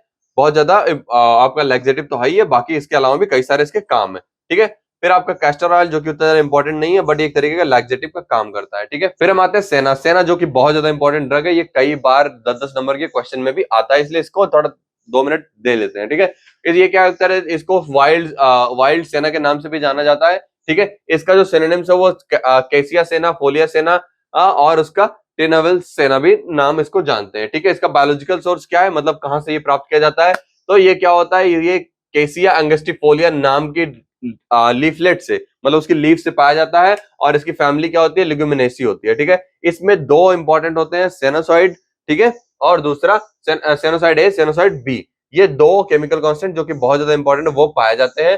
जो कि क्या होते हैं आपके एंथ्राक्विनोन ग्लाइकोसाइड्स होते हैं। ठीक है, बाकी उनका स्ट्रक्चर दिया हुआ, ये चीज हमेशा याद रखिएगा, दोनों अच्छे से लिख दिएगा, थोड़ा एक्सप्लेन करके लिखिएगा, आ जाएगा। ठीक है, उसके बाद थेरापेटिक यूज क्या होता है, एक तरीके का परगेटिव होता है। परगेटिव एंड लैक्सेटिव में बता दूं आपको क्या फर्क होता है। परगेटिव क्या होता है, वो वाटर कंटेंट को रेजिस्ट करता है, रिटेन करता है आपके स्टूल में। लैक्सेटिव क्या करता है, उसी प्रोसेस को स्मूथ बनाता है। अगर आप किसी लैक्सेटिव को ज्यादा ले रहे हैं तो वो परगेटिव का काम करेगा। ठीक है, तो पहला इसका हो गया, परगेटिव का काम हो गया, जो कि इरिटेशन वगैरह काज होती है वो नहीं। उसके बाद कैथारेटिक्स का भी ये काम करता है। ठीक है, ऐसे ही कई सारे काम करते हैं। उसके बाद कार्डियोटॉनिक्स में आते हैं। कार्डियोटॉनिक्स क्या होते हैं, ऐसे ड्रग जो कि क्या हार्ट मसल्स में, मतलब हार्ट को आपको काफी ज्यादा टॉनिक का काम करते हैं, जैसे आप उसको इनहेंस करते हैं, उसके प्रोसेस को, उसकी और ज्यादा सेफ्टी कराते हैं, उसको और ज्यादा एनर्जी प्रोवाइड कराते हैं। इसमें सबसे इंपॉर्टेंट ड्रग जो है वो डिजिटैलिस है। डिजिटैलिस मैंने बताया ना, डिजिटैलिस एक तरीके का आपका कार्डियोग्लाइकोसाइड है, जो कि आपकी 20 स्पीसीज में पाई जाती है। ठीक है, एक बाइनियल सर्ब्स है जो कि आपके फॉक्स ग्लोब्स के नाम से जाना जाता है। ठीक है, अब उसका नाम एक आपको यहाँ भी मिल गया, फॉक्स ग्लोब। ठीक है, डिजिटैलिस लीफ भी नाम जाना जाता है। ठीक है, अब डिजिटैलिस कहां से, लीव्स किसके, डिजिटैलिस पर्प्यूरिया, इसका जो नाम है वो क्या है, डिजिटैलिस पर्प्यूरिया, जो कि बिलोंग करती है आपके स्क्लेरोफ्लोरिएसी फैमिली से। ठीक है, ये डिजिटैलिस पर्प्यूरिया और उसकी फैमिली क्या है, स्क्लेरोफ्लोरिएसी। ठीक है, स्पेलिंग याद कर लीजिएगा, स्पेलिंग गलत मत कीजिएगा, और फैमिली और आपका साइंटिफिक नाम लिखने के नीचे अंडरलाइन जरूर करिएगा। ठीक है, अब इसमें केमिकल कांस्टेंट जो होते हैं वो क्या होता है आपका, purpurea glycoside A, purpurea glycoside B, और ग्लूकोगेनाटॉक्सिन। ठीक है, ये कुछ चीजें हैं, कुछ याद कर लीजिएगा अच्छे से, ये थोड़ा सा मेहनत कर लेंगे तो पास हो जाएंगे। ठीक है, उसके बाद आपका थेरापेटिक एफिकेसी, मतलब थेरापेटिक प्रॉपर्टी क्या है, अब हार्ट मसल्स को काफी ज्यादा हेल्प करता है, कार्डियोटॉनिक है ही, ब्लड वॉल्यूम का काफी ज्यादा डिक्रीज करता है, ब्लड प्रेशर को भी काफी ज्यादा डिक्रीज करता है। ठीक है, एंड बॉडी में कुछ अच्छे काम भी करता है। अब फिर उसके बाद अर्जुना आता है। अर्जुना क्या है, अर्जुना का बायोलॉजिकल सोर्स क्या है, टर्मिनेलिया अर्जुना रॉब। ठीक है, उसके बाद कॉब्रेटेसी फैमिली से ये आपका पाया जाता है। ठीक है, अर्जुना क्या काम के लिए आता है, पता है, ये कार्डियोटॉनिक है एक तरीके का, डिसेंट्री और एयर एक्ट में भी काफी ज्यादा हेल्पफुल होता है, हार्ट मसल्स को काफी ज्यादा एक स्ट्रेंथ देता है। उसके बाद कार्बोनेटिव आते हैं। कार्बोनेटिव में कोरिएंडर आपका सबसे ज्यादा इंपॉर्टेंट है। कोरिएंडर में क्या होता है, इसका नाम क्या है, कोरिएंडरम सटाइवम नाम है। ठीक है, कोरिएंडर को धनिया बोलते हैं। ठीक है, धनिया फल, चीनी पार्सले बोलते हैं, इंडियन पार्सले बोलते हैं। ठीक है, दोनों अलग। ठीक है, ये आपका कॉमन नेम हो गया। आपका बायोलॉजिकल सेफ आपको पता है, ये कोरिएंडरम सटाइवम होता है, अम्बेली फेरी फैमिली। आप ये चीज याद रखिएगा, ये जो लाइन लाइन ऐसे पड़ी हुई है ना, ये जिस भी ड्रग में है, वो जिस भी फ्रूट में है, उसको उसकी फैमिली क्या होगी, आपकी अम्बेली फेरी होगी। आपका फेनल भी ये सेम है, उसकी भी फैमिली अम्बेली फेरी है। ठीक है, इसमें आपका फिक्स्ड ऑयल पाया जाता है, वोलेटाइल ऑयल पाया जाता है, और प्रोटीन पाया जाता है। ठीक है, वोलेटाइल ऑयल 90% इसके उसमें होता है। ठीक है, उसके बाद थेरापेटिक क्या होता है, आपके ब्लड प्रेशर को कम करता है, आपकी डाइजेस्टिव डिस्कम्फर्ट यानी कार्बोनेटिव का काम करता ही है। ठीक है, फिर हार्ट पे काम करेगा, मतलब ब्लड प्रेशर भी कमी करेगा, और आपके कोलेस्ट्रॉल लेवल को भी इंप्रूव करता है। फिर आप फेनल पे आते हैं। फेनल क्या है, अब फेनल का क्या है, फेनल का बायोलॉजिकल सोर्स क्या है, फोनिकुलम वल्गेर। ठीक है, फैमिली आपको मैंने बताई दी थी क्या है, अम्बेलिफेरी। आप ये चीज याद रखिएगा, फेनल है, फेनल का आपको सिनोनिम्स नहीं याद आ रहे हैं। ठीक है, सिनोनिम्स में आप एक हिंदी नाम लीजिए, हिंदी में क्या बोलते हैं, सौंफ बोलते हैं। एक सौंफ लिख देना, एक सौंफ फल लिख देना, मीठी सौंफ लिख देना, ऐसी बहुत सारी चीजें लिख देना, धनिया के बारे में भी। ठीक है, सारी चीजों के बारे में। अब इसमें केमिकल कॉन्स्टेंट कौन कौन से पाए जाते हैं, फिनोलिक एथर पाया जाता है, फेनोकॉइन पाया जाता है। ठीक है, ये दो हमेशा याद रखिएगा, बाकी तो आप जितना याद कर सके उतना याद रखें, कम से कम दो उसकी केमिकल कॉन्स्टेंट हमेशा अच्छे से याद करिएगा। ठीक है, थेरापेटिक क्या है, अब पहला चीज आपको पता ही है किस क्लास का ड्रग है आपका, फेनल कार्बोनेटिव, तो कार्बोनेटिव का काम करेगा ही। उसके बाद क्या करता है, एरोमेटिक कंपाउंड भी है, तो एरोमा भी प्रोवाइड कराता है। कफ एंड स्टमक मिक्सचर में भी काफी ज्यादा हेल्पफुल होता है, और आपके चेस्ट, स्प्लीन, किडनी डिजीज में भी काफी ज्यादा काम करता है। कार्डमम दिया हुआ है, कार्डमम उतना ज्यादा इंपॉर्टेंट है नहीं, इसके लिए हम ज्यादा उस पर फोकस करेंगे नहीं। अब क्लोव पे आते हैं। क्लोव थोड़ा इंपॉर्टेंट है। क्लोव क्या है, इसका बायोलॉजिकल सोर्स क्या है, यूग्लिना कैरिफॉइलस है। ठीक है, जो कि आपकी मैट्रेसी फैमिली से बिलोंग करता है। ठीक है, इसका केमिकल कंपाउंड कौन कौन सा है, इसमें वोलेटाइल ऑयल पाए जाते हैं, टैनिन्स पाए जाते हैं, ग्लूटोटैनिक एसिड पाया जाता है, रेजिन्स पाया जाता है, क्रोमोन पाया जाता है, एंड यूगिनिया पाया जाता है। ठीक है, सबसे पहले आप यूगिन याद रखिएगा, क्योंकि यूगिन इसका नाम भी यूजीनिया कैरिफॉलस है। ठीक है, आप सबसे पहले आपको पता है कि क्या काम में आता है, ये दांत के दर्द में भी काम आता है, और किस ग्रुप में है, कार्बोनेटिव में है। ठीक है, वॉमिटिंग वगैरह में भी लौंग दे दिया जाता है। ठीक है, एंटी डायरियल में भी लौंग दे दिया जाता है, तो ऐसे, और उसका एक फ्लेवर होता है, तो फ्लेवरिंग एजेंट में भी काम आता है। ठीक है, ब्लैक पेपर इतना ज्यादा इंपॉर्टेंट नहीं है, इसलिए हम उसको स्किप करेंगे, बाकी आप पढ़ लेना अच्छे से, ऐसा नहीं है कि मेरी तरह टॉपिक छोड़ दो, हम बस आपको ओवरव्यू करा रहे हैं, आप वो चीज थोड़ा ध्यान दीजिएगा। ठीक है, फिर आते हैं drug acting on central nervous system. ठीक है, अब सेंट्रल नर्वस सिस्टम पे जितने भी ड्रग इफेक्ट करती हैं वो ड्रग के बारे में हम स्टडी करेंगे। ठीक है, अब यहाँ पे कुछ ड्रग दिए हुए हैं जो कि अलग अलग पूछे गए हैं, जैसे हायोसाइमस दिया हुआ है। ठीक है, हायोसाइमस दिया हुआ है, उसके बाद आपका बेलाडोना दिया हुआ है, जो कि बेलाडोना इंपॉर्टेंट, तो हम इस पे ज्यादा फोकस करेंगे। इसको हम दूसरे नाम से क्या जानते हैं, डेडली नाइट सीड, कभी कभी आपके फिलिंग द ब्लैंक्स वगैरह के क्वेश्चन में आता है। ठीक है, इसको poison black cherry, belladonna leaf, belladonna folium, deadly night seed, ये सारे नाम से जानते हैं। इसका मेन क्या है, आपका बायोलॉजिकल सोर्स क्या है, वो एट्रोपा बेलाडोना है। नाम बेलाडोना है तो एट्रोपा से जोड़ना है, एट्रोपा बेलाडोना। फैमिली क्या है इसकी, सोलेनेसी है। ठीक है, केमिकल कॉन्सेंट्रेशन में क्या पाया जाता है इसमें हायोसाइमिना पाया जाता है, पायरिडीन पाया जाता है, एंड एन मेथाइल पायडोनोलिक एसिड पाया जाता है।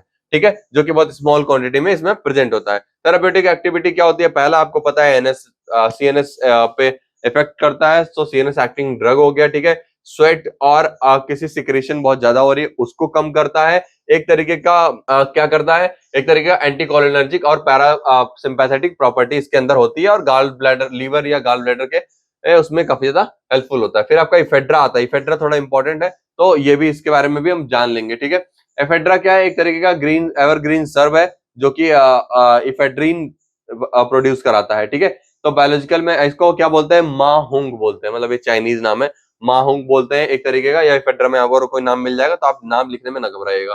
ठीक है, अब ये नहीं अपना नाम लिख के आ जाओ।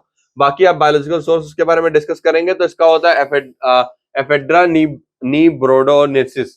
ठीक है, या और भी नाम इसके होते हैं, तो जो भी सबको सबसे इजी लगे आपको वो आप याद कर लेना। बाकी आपकी इसकी फैमिली जो है वो इफेड्रेसी नाम की फैमिली होती है। ठीक है, इसमें केमिकल कंपाउंड जो आपका सबसे पहले याद रखिएगा, आप क्या याद रखेगा, इफेड्रीन। आपने बहुत बार सुना होगा, बहुत बार पढ़ा होगा, तो इफेड्रीन नाम हमेशा याद रखेगा। इफेड्रीन एक पाया जाता है, एक नॉर एफेड्रीन, स्यूडो एफेड्रीन और एन मेथाइल एफेड्रीन। ये हो गया आपके चार, तो ये चार याद रखेगा। एफेड्रीन नाम तो एटलीस्ट याद ही रखिएगा। ठीक है, एफेड्रीन का यूज क्या किया जाता है, अस्थमा और या आपके हे फीवर जो नाम की होती है डिजीज होती है उसमें काफी ज्यादा काम करता है। उसका माइड्रेसिस जो आई में होती है उसमें भी काफी ज्यादा हेल्पफुल होता है। और आपका क्या करता है, एक तरीके का एलर्जिक डिसऑर्डर अगर आपके ब्रोंकिया में हुई है उस पर भी काफी ज्यादा इंपॉर्टेंट है। ठीक है, फिर हम आते हैं ओपियम में। अब ओपियम क्या है, ओपियम एक तरीके का ड्राइड लेटेक्स सीड मतलब ड्रग है। ठीक है, जो कि आपके सीड पॉड से पाया जाता है। ठीक है, इसको हम क्या बोलते हैं, कच्ची अफीम बोलते हैं, अफीम की गोंद बोलते हैं और अफीम बोलते हैं। ठीक है, ओपियम मतलब अफीम, जो कि इंडिया में बैन है यूज करना। ठीक है, उसके बाद बायोलॉजिकल ड्राइड लेटेक्स जो कि एक्सट्रैक्ट किया जाता है, आपके जो कैप्सूल फॉर्म होते हैं उससे इंसिजन करके ओपियम के प्लांट में उसकी पॉपी फॉर्म होती है, उसमें इंसिजन करते हैं, उससे जो इंसिजन से जो फ्लूइड निकलता है उसको ओपियम बोलते हैं। ठीक है, इसका नाम क्या होता है, पेपेरावर सोमिनाफेरा। ठीक है, और ये किस फैमिली से, पेपेरोवेसी से। ठीक है, उसके बाद केमिकल कंपाउंड क्या पाया जाता है, अब सिंपल सी बात है, ओपियम है तो ओपियम में क्या क्या चीजें पाई जाएंगी, उसमें नार्कोटिन पाए जाएंगे, पेपरवेरिन पाए जाएंगे, मॉर्फिन एंड कोडीन नाम की मेन केमिकल कांस्टेंट्स होती हैं, ये पाई जाती हैं। ठीक है, उसके बाद इसकी थेरेपेटिक यूज क्या है, तो सबसे पहले ये सीएनएस को इफेक्ट करता है, आपका हिप्नोटिक का काम करता है। हिप्नोटिक आपको पता है जिससे नींद आ जाए। उसके बाद सेडेटिव जो आपकी बॉडी को रिलैक्स कर दे वो, या फिर आपका एनाल्जेसिक जिससे मतलब बॉडी में पेन खत्म हो जाए। ठीक है, उसके बाद कीमो रिसेप्टर जोन जितने भी होते हैं बॉडी में उनको क्या करता है, स्टिमुलेट करता है, यानी और ज्यादा उत्तेजित करता है। ठीक है, एंटी ट्यूसिव भी प्रॉपर्टी होती है जिसमें जैसे खांसी वगैरह आती है ना गले में खराश, उसको भी ठीक कर सकता है। ठीक है, उसके बाद टी लीव्स है जो कि उतना ज्यादा इंपॉर्टेंट नहीं है, बट आप पढ़ लीजिएगा एटलीस्ट। आप बायोलॉजिकल सोर्स और फैमिली तो हमेशा याद रखिएगा, और कैटेगरी पता रहेगी तो आपको डिजीज का एटलीस्ट यूज पता होगा, तो आप कुछ ना कुछ एटलीस्ट लिख पाएंगे। ठीक है, स्ट्रक्चर तो इस बार पूछा नहीं गया तो इतना ज्यादा इंपॉर्टेंट है नहीं। ठीक है, एंटी हाइपरटेंसिव ड्रग। ठीक है, एंटी हाइपरटेंसिव में ड्रग में सबसे ज्यादा इंपॉर्टेंट और एक ही ड्रग जो सबसे ज्यादा है वो राओल्फिया है। राओल्फिया क्या है, राओल्फिया का नाम है राओल्फिया, इसको बोलते हैं सर्पेंटाइना का जड़ बोलते हैं, इसको छोटा चंद भी बोलते हैं। ठीक है, सर्पगंधा बोलते हैं या भारतीय सांप जड़ बोलते हैं। ठीक है, ये उसके आपके सिनोनिम्स हो गए। इसका बायोलॉजिकल सोर्स क्या है, इसका पहला सबसे नाम क्या है, इसका केमिकल नाम, जो कि ये रूट से ड्राइव होता है, आपको पता ही है, रूट से उसको निकाला जाता है, राओल्फिया सर्पेंटाइना। ठीक है, ये आपका एपोकाइनेसी फैमिली से बिलोंग करता है। ठीक है, केमिकल कॉन्स्टेंट इसके जो होते हैं वो क्या होते हैं, रिसरपीन होती है, रेसिकाइनामीन होती है। ठीक है, उसके बाद रेसिडीन होती है, र्यूबासीन होती है। ठीक है, एंड डिसरसिन होती है। ये चीज आप हमेशा याद रखिएगा, उसके केमिकल कॉन्स्टेंट हमेशा याद रखिएगा। इसके पहले स्ट्रक्चर पूछा जाता है, स्ट्रक्चर बना देंगे तो आपके लिए ज्यादा ही अच्छा होगा। उसके बाद क्या होता है इसमें, हाइपोटेंसिव ड्रग होती है जो कि आपके क्या होता है स्ट्रॉन्ग सेडेटिव्स होते हैं, उसमें काफी ज्यादा हेल्पफुल होता है। उसके बाद ट्रैंकुलाइजर्स, एज अ ट्रैंकुलाइजर भी यूज किया जाता है आपके। उसके बाद इसका जो रूट होता है वो ब्लड प्रेशर को भी हेल्प करता है, ब्लड वेसल्स को डायलेट वगैरह भी कराता है। फिर उसके बाद एंटीट्यूसिव हो गया, इसमें वसाका है, वसाका दो चीजों में काम आता है। तो वसाका के बारे में भी आप पढ़ लीजिएगा, ठीक है। इतना ज्यादा इंपॉर्टेंट है नहीं, लेकिन एक दो बार कभी कभी पूछ लेता है। टोलू बाल्सम हो गया, फिर आपका उसका कोलिचम सीड हो गई, ये सब आप पढ़ लीजिएगा एक बार। उसका विंका पे आते हैं, ठीक है। एंटी ट्यूमर ड्रग और एंटी कैंसर ड्रग, ये काफी ज्यादा इंपॉर्टेंट है, तो इसके बारे में स्टडी करते हैं। इसको हम सदाबहार नाम से जानते हैं, ठीक है। इंडिया में काफी ज्यादा फेमस है, बहुत जगह पे ऐसे घरों में लगाया होता है, छोटा छोटा बहुत सुंदर सा फूल होता है, ऐसे प्यारा सा, ठीक है। तो बायोलॉजिकल सोर्स इसका क्या है, बायोलॉजिकल सोर्स इसका है कैंथरस रोजस, ठीक है। इसका सिंबल है कैंथरस रोजस या विंका रोजिया, ठीक है। ये आप उसका बायोलॉजिकल सोर्स याद रखिएगा, एपोकाइनेसी फैमिली का होता है, ठीक है। केमिकल कांस्टेंट इसका विनक्रिस्टीन और विनब्लास्टिन, ये होता है। दो ही चीज आपको याद रखनी है, विनोल्डिन याद कर लेना, ठीक है। थोड़ा इसका स्ट्रक्चर कॉम्प्लेक्स है। इसका यूज क्या होता है, ये आपका एंटी कैंसर डिजीज है, एंटी डायबिटिक डिजीज है, डायबिटीज को भी कंट्रोल करने में काफी ज्यादा हेल्पफुल होता है। ब्लड प्रेशर को भी यूज करता है, ट्रैंकुलाइजर भी होता है, डिप्रेशन में भी आपके काम आता है, नोज ब्लीडिंग में भी काफी ज्यादा हेल्प होती है, ठीक है। उसके बाद प्यूडोफाइलम हो गया, प्यूडोफाइलम का भी वही काम है, तो आप उसको याद रखिएगा। एंटी डायबिटिक हो गया, पेट्रोकार्पस हो गया, ठीक है आपका। उसके बाद जेमिनिया काफी ज्यादा इंपॉर्टेंट है, जिमनेमा काफी ज्यादा इंपॉर्टेंट है। इसको गुड़मार बोलते थे, ठीक है, जो कि आपका जंगल में पाया जाता था मोस्टली। इसको मतलब एक ऐसे अलग ही बोला जाता है कुछ, ठीक है। उसके बाद क्या हो गया, ये इसका बायोलॉजिकल सोर्स क्या है, इसका बायोलॉजिकल सेम जिमनेमा है, ठीक है। जिमनेमा सिल्वेस्ट्रा है, ठीक है, सिल्वेस्ट्रा आर, ठीक है, जो कि आपकी कौन सी फैमिली, एस्क्लेपाइडिएसी फैमिली से बिलोंग करता है, ठीक है। इसमें जेमनिक एसिड नाम का एक आपका केमिकल कॉन्स्टेंट होता है, बीटा कैरोफाइलस होता है, इसमें टार्ट्रिक एसिड होता है, फॉर्मिक एसिड होता है, ब्यूट्रिक एसिड, ये सारी चीजें प्रेजेंट होती हैं, ठीक है। इसमें आपका जेनेविक एसिड भी आपका प्रेजेंट होता है, जो कि आपका मोस्ट इंपॉर्टेंट रोल है, ठीक है। ये क्या स्टमक में काम में आता है, मतलब पेट दर्द वगैरह हो रही हो, या फिर पेट में ऐसे लाइक भारी भारी लग रहा हो, कॉन्स्टिपेशन वगैरह, लैक्सेटिव के यूज में पाया जाता है, मतलब स्टूल डिस्चार्ज, या फिर आपका डायरेटिक्स में भी काफी ज्यादा हेल्पफुल होता है, ठीक है। अब डायरेटिक्स में आते हैं, इसमें क्या है, गोखरू है आपका। गोखरू का क्या होता है, ट्राइबस टेरिट्राइसिस होता है इसका बायोलॉजिकल सोर्स। पुनर्नवा, पुनर्नवा एक काफी ज्यादा इंपॉर्टेंट टॉपिक है, इसको थोड़ा सा पढ़ लेते हैं, ठीक है। पुनर्नवा क्या होता है, इसकी पूरी ऐसा सिंगल प्लांट होता है जिसका पूरा होल बॉडी पार्ट काम में आता है, ठीक है। ये इसका बायोलॉजिकल नेम क्या है इसका, बायोरहेविया डिफ्यूजा, ठीक है। बायोरहेविया डिफ्यूजा, ठीक है। इसकी एक जो क्या बोलते हैं आपकी ड्राइड लाइफ हर्ब्स होती है, ठीक है, जो बिलोंग करती है किसकी, निक्टागिनेसी फैमिली से। निक्टागिनेसी फैमिली से ये बिलोंग करती है। आपके केमिकल कांस्टेंट इसका क्या है, पुनर्नवा वाइन नाम होती है, एंड पुनर्नवा वायोसाइड, ठीक है। ये दो तरीके के मेन सीड्स होते हैं। इसमें क्या होता है, आपका पोटेशियम नाइट्रेट भी पाया जाता है, ठीक है। इसकी थेराप्यूटिक यूज क्या होती है, ये क्या होता है, इम्यूनोमॉड्यूलेटरी इफेक्ट दिखाता है, एंटी डायबिटिक एक्टिविटी भी है इसके अंदर, और एंटीऑक्सीडेंट की तरह भी काम करता है, एनाल्जेसिक भी, एंटी इन्फ्लेमेटरी भी है,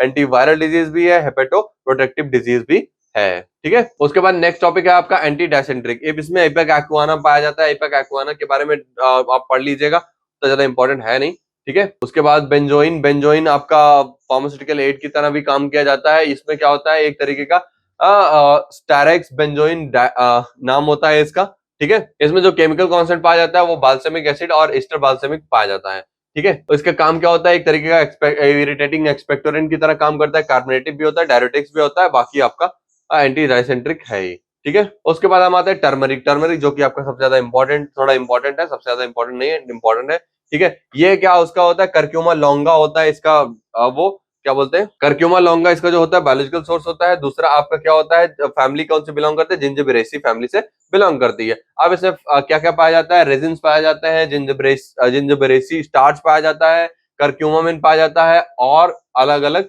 चीजें इससे पाई जाती है। थेरापेटिक एफिकेसी क्या होती है, इसमें क्या होती है, कलरिंग एजेंट होती है, ऑइंटमेंट होता है, डिटेक्शन ऑफ बोरिक एसिड होता है, और एंटी इन्फ्लामेटरी ड्रग होते हैं। एंटी मलेरियल में आप आएंगे सिनकोना। सिनकोना जो कि काफी ज्यादा इंपॉर्टेंट है। सिनकोना क्या है, एक तरीके का लीव वगैरह होता है, थोड़ा बहुत लिख दीजिएगा उसके बारे में। इसको सिनकोना को क्या बोलते हैं हम, जियोसिट बोलते हैं, क्षार बोलते हैं, पेरू की छाल बोलते हैं, कैलिसाया की छाल भी बोलते हैं, ठीक है। फिर उसका बायोलॉजिकल सोर्स क्या होता है, इसका बायोलॉजिकल सोर्स है सिंकोना सुकी रुबा, ठीक है, रुब्रा, सिंकोना सुकी रुब्रा, ठीक है। ये इसका नाम होता है। इसकी फैमिली क्या होती है, रूबिएसी फैमिली होती है, ठीक है। इसमें केमिकल कॉन्स्टेंट क्या पाया जाता है, क्विनोन पाया जाता है, क्विनोलोन पाया जाता है, सिंकोनिन पाया जाता है, सिंकोनाडाइन पाई जाती है। ये अलग अलग इसमें होता है, ठीक है। इसका बार्क जो यूज किया जाता है एंटी मलेरियल, एंटी पायरेटिक या एंटी एनाल्जेसिक ड्रग के लिए यूज होता है और इसके कई सारे यूज होते हैं। आपका रोमेटिक अर्थराइटिस वगैरह में भी काफी ज्यादा यूज होता है, ठीक है। उसके बाद एरोगेट दिया हुआ है जो कि उतना ज्यादा इंपॉर्टेंट नहीं है। विटामिन कुछ दिए हुए हैं जो आपके फैट सॉल्युबल विटामिन होते हैं, वाटर सॉल्युबल विटामिन होते हैं, ये तो आपको सबको पता ही है। फैट सॉल्युबल कौन से होते हैं, एडीई के होता है, और वाटर सॉल्युबल कौन से होते हैं, बी कॉम्प्लेक्स और सी होता है, ठीक है। अब इसके बारे में तो विटामिन वगैरह के बारे में जानते ही होंगे, तो इतना ज्यादा डिटेल में नहीं जाएंगे। बाकी एंजाइम के वगैरह में दिया हुआ है, जिसमें पपाया प्लांट में काफी ज्यादा एंजाइम पाई जाती है, तो उसके बारे में डायस्टेज दिया हुआ है, ठीक है। ऐसे ही टॉपिक आप पढ़ लीजिएगा अच्छे से। उसके बाद फार्मास्यूटिकल एड दिया हुआ है। फार्मास्यूटिकल एड में कॉलिन पाया जाता है, कॉलिन यूज किया जाता है, लाइनिन यूज किया जाता है, बीवैक्स यूज किया जाता है। सब चीजें पढ़ लीजिएगा, ठीक है। क्योंकि कुछ मिसक्लेनियस ड्रग भी हैं, ठीक है। अश्वगंधा हो गया, तुलसी हो गई, ये सब चीजें ड्रग दी हुई हैं। तुलसी थोड़ा इंपॉर्टेंट है, तुलसी एक बार पढ़ लेना। अभी हम उसको कवर अप नहीं करेंगे क्योंकि उतने ज्यादा क्वेश्चंस आए नहीं है और आगे आने के चांसेस थोड़ा कम है, लेकिन आप एक बार तुलसी और अश्वगंधा पढ़ लेना, ठीक है। बाकी ये भले छोड़ देना। उसके बाद आते हैं ऐसा plant fibre used in the surgical dressing. ऐसे प्लांट फाइबर जिनका यूज सर्जिकल ड्रेसिंग में होता है। सर्जिकल ड्रेसिंग क्या होती है, सर्जिकल ड्रेसिंग एक तरीके का प्रोसेस होता है जिसमें हम क्या करते हैं, एक आपके किसी भी घाव पे क्या करते हैं, एक तरीके का ड्रेसिंग अप्लाइड करते हैं, यानी उसके ऊपर कुछ उसको प्रोटेक्शन देते हैं और उसके हीलिंग को बचाते हैं ताकि उसके माइक्रोबियल डिसफंक्शन ना हो, ठीक है। अब प्लांट फाइबर्स कौन कौन से हैं, इसका क्लासिफिकेशन अलग हो सकता है। प्लांट फाइबर में होता है एनिमल फाइबर, रीजनरेटेड सिंथेटिक, उसके बाद मिनरल फाइबर्स होते हैं, ठीक है। फाइबर्स का यूज क्या होता है, लिंचर वगैरह बनाने के लिए काफी ज्यादा काम आते हैं। स्टडी ऑफ फाइबर करेंगे। सबसे पहले कॉटन, कॉटन यूज होता है सबसे पहले आपका एब्जॉर्बेंट कॉटन, कॉटन वगैरह बनाने के लिए। तो कॉटन आपको पता ही है ना, वो जो सर्जिकल ड्रेसिंग में काफी ज्यादा काम आता है, ठीक है। तो इसका सबसे पहला काम क्या है, ये आपका ग्रोसिपायम जो होता है, ठीक है।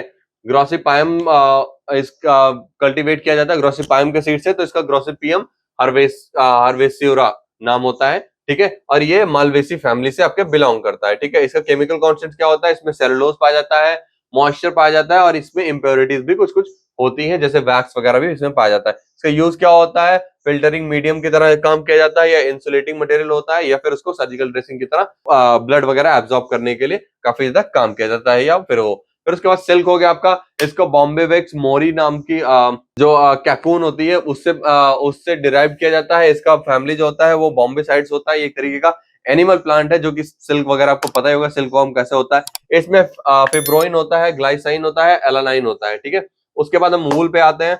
वूल का क्या सीन है, ये सीप वूल भी बोला जाता है इसको। इसको हम जो सीप होती है ऑब्वियस एराइज जो जिसका नाम होता है, मतलब सीप का जो बायोलॉजिकल नाम है, ठीक है, उसका बोर्डिस फैमिली से बिलोंग करता है। इसका केमिकल कांस्टेंट क्या होता है, केराटिन प्रोटीन पाया जाता है सिल्क में, ठीक है, जो कि आपके अनस्ट्रेच फाइबर्स जो होते हैं, जो कि एक्सरे के साथ में एग्जामिन करने में भी काफी ज्यादा हेल्प करते हैं, ठीक है। उसके बाद सूचर्स एंड लिगेचर्स। सूचर्स को हम स्ट्रेचर्स बोलते हैं। जब आप देखे होंगे जब बहुत ज्यादा लंबा कट लग जाता है तो ऐसे सिलाई की जाती है ना, तो उसको हम क्या बोलते हैं, सूचर्स बोलते हैं, ठीक है। उसमें जो धागे यूज होते हैं उसी के बारे में हम स्टडी करेंगे। लिग्नेचर्स वही होते हैं, ठीक है। तो टाइप्स ऑफ एब्जॉर्प्शन शुगर होते हैं। एक गट शुगर होता है जो कि मोनोफिलामेंट सूचर्स होता है, ठीक है, जिसको क्या करना है, इंटरनल सॉफ्ट टिश्यू वगैरह को रिपेयर करने के लिए लैक्सेशन के प्रोसेस में उसको इंट्रोड्यूस कराते हैं।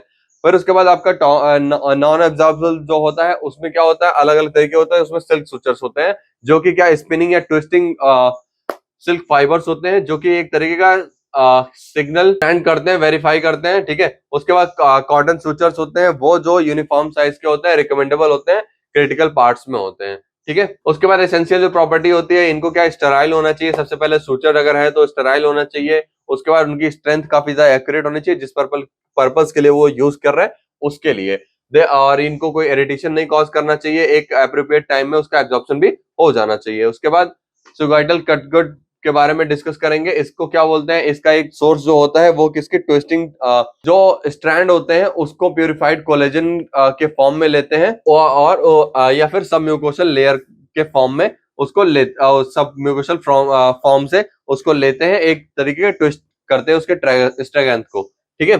जिसकी प्रॉपर्टी क्या होती है, इसकी प्रॉपर्टी क्या होती है, ये एब्जॉर्ब होना चाहिए 60 टू 90 डेज में एब्जॉर्ब होना चाहिए, और इसका जो पैसेज होता है वो होता है टिश्यूज के उसमें, ठीक है। टाइप्स जिसमें वो बायोलेबाइल सॉरी बॉयलेबल कैटेगरी होते हैं, नॉन बॉयलेबल होते हैं, ऐसे जो इनको बॉयल कर सकते हैं, जो कि आपके ट्यूबिंग कर सकते हैं किसके साथ, आपके एनहाइड्रस के साथ, और दूसरा जो अनबॉयल होते हैं जिनको आप बॉयल नहीं कर सकते हैं, वो हो जाएंगे अलग से, ठीक है। उसमें थोड़ा टेंसिल होता है। अब इसका एडवांटेज क्या है, साइनसेस वगैरह के वुंड्स में काफी ज्यादा हेल्प करते हैं, इसको सेप्टिक फॉर्म नहीं करते हैं, ठीक है। और सुचरिंग वगैरह में काफी ज्यादा हेल्प करते हैं आपके गैस्ट्रोइंटेस्टाइनल के अंदर में जो होते हैं सुचरिंग, उसमें, ठीक है। तो हम नेक्स्ट टॉपिक पे चलते हैं, जो आपके अब टॉपिक है क्या, traditional system of medicine and Ayurvedic preparations, ठीक है। तो इसमें हम ट्रेडिशनल सिस्टम कौन कौन से होते हैं, आयुर्वेदिक सिस्टम होता है, दूसरा यूनानी होता है, सिद्धा होता है, होम्योपैथी होता है, ठीक है। ये 4 मेन होते हैं, बाकी बहुत सारे अलग अलग इंडिजिनस सिस्टम है, ठीक है। और ये मेनली इंडिया में ज्यादा पॉपुलर है, इसलिए हम इसके बारे में ज्यादा डिस्कस करेंगे, ठीक है। तो आयुर्वेदिक सबसे पहले चलते हैं। आयुर्वेद का मीन क्या होता है, साइंस ऑफ लाइफ, ठीक है। मतलब लाइफ कैसे प्रोसेस करती है, किस तरीके से चीजें चलती हैं, बॉडी कैसे काम करता है, ये सारे प्रोसेस की स्टडी की जाती है, ठीक है। साइंस हमारे यहाँ पे बहुत मतलब सॉरी आयुर्वेदा जो है हमारे यहाँ पे बहुत पहले से है, मतलब हम ऐसा बोला जाता है कि वेद जो हमारे हैं, वेद वगैरह, उसमें उसका मेंशन पाया जाता है कि कैसे एक पूरी की पूरी सिस्टम का लाइफस्टाइल कैसी होनी चाहिए, क्या चीज होना चाहिए, अगर कोई दिक्कत आ रही है तो उसके बारे में क्या चीजें लिखी हुई हैं, ये हमारे वेदास में काफी ज्यादा अच्छे से लिखी हुई है, जो कि हमारी 4 बुक है, ठीक है। ऋग्वेद में मेनली इसके बारे में डिस्कस किया गया है, जिसमें ऋग्वेद में ड्रग और डिजीज के बारे में डिस्कस किया गया। देन उसके बाद अथर्ववेद आता है, जिसमें हम क्या करते हैं, किस चीज का डिस्कस करते हैं, जिसमें आइडियोलॉजी लिखी हुई है, कैसे हेल्थ को मेंटेन करें या मेडिसिनल इफेक्ट हेल्थ पे कैसे लेके आए किसी भी ड्रग का, ठीक है।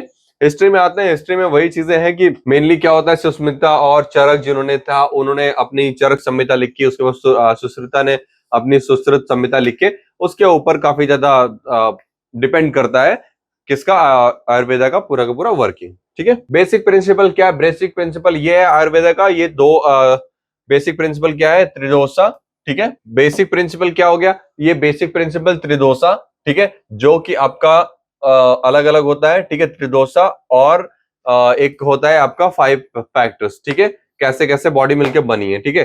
तो ये हो गया त्रिदोषा और पंचभूतास, ये 2 चीज पे काफी ज्यादा रिलाय करती है। इनका मानना क्या है त्रिदोषा के बारे में, कि त्रिदोषा जो होता है वाता, पित्ता और कफा होता है, 3 चीजें होती है।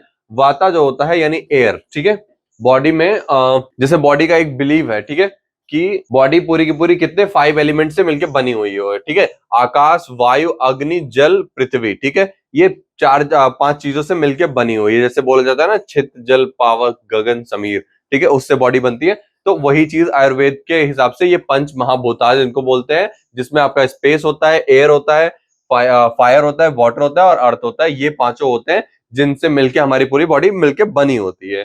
तो सेम चीज पे जब इनमें इन एलिमेंट्स में यानी वाता का कोई दिक्कत आता है, त्रिदोषाज मतलब 3 तरीके के दोष होते हैं, अगर पूरी बॉडी में कोई भी प्रॉब्लम है वो इन्हीं तीनों से रिलाय करेगा, ठीक है। तो सबसे पहले वाता आते हैं। वाता पे क्या होता है, ये क्या होता है, एयर और स्पेस का कंपोज होता है, ठीक है। और इससे क्या होता है, माइंड और बॉडी की सारी चीजें कंट्रोल की जाती है, ठीक है। जैसे आपके ब्रेन का नर्वस सिस्टम जितना भी है, ब्रीथिंग एलिमेंट जितने भी है, वो सारे किससे होते हैं, आपके वाता से, ठीक है।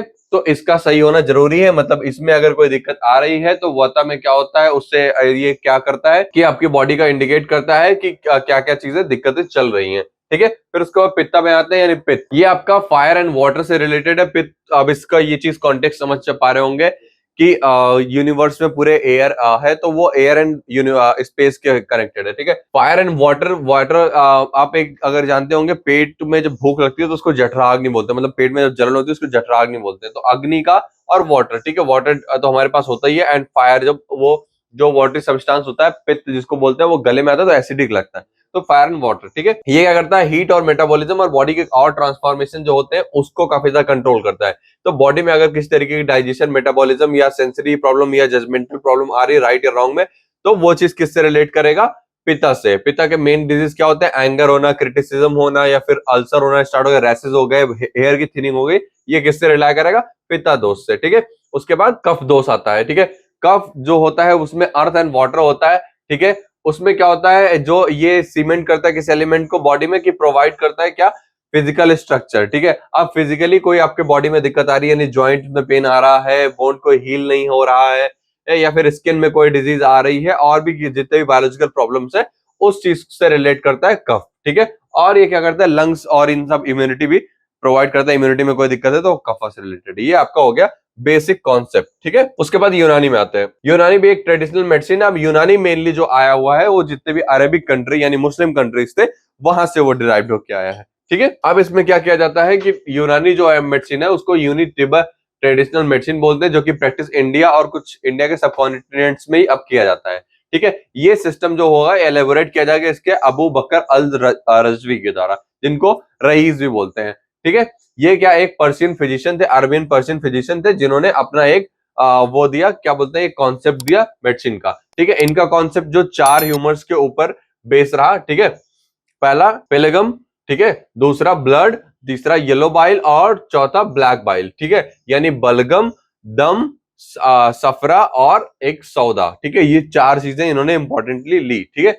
उसके बाद क्या किया, एक प्रिंसिपल डिसाइड किया, ठीक है, कि क्या कैसे काम करेगा, ठीक है। तो इन्होंने क्या किया, एक जो हिपोक्रेट्स का बेस था, मतलब किसी बॉडी फंक्शनिंग के लिए लेके क्या बॉडी को कैसे सही किया जाए मेडिसिन सिस्टम का, उसी को इन्होंने बेस बनाया और उसी के ऊपर इन्होंने नेचुरल प्रोसेस से एक सिम्टम्स को देखते हुए रोल लिखना स्टार्ट किया और चीजें थ्योरी देना स्टार्ट किया, ठीक है। तो इन्होंने एक तरीके का मेथड बनाया किस चीज का, पेशेंट के हिस्ट्री जानने का, ठीक है। और इन्होंने क्या किया, ह्यूमरल थ्योरी भी लेके आए ये जो कि बहुत कंट्रीब्यूशन करता है आपके मेडिकल किंगडम में, काफी ज्यादा इंपॉर्टेंट है।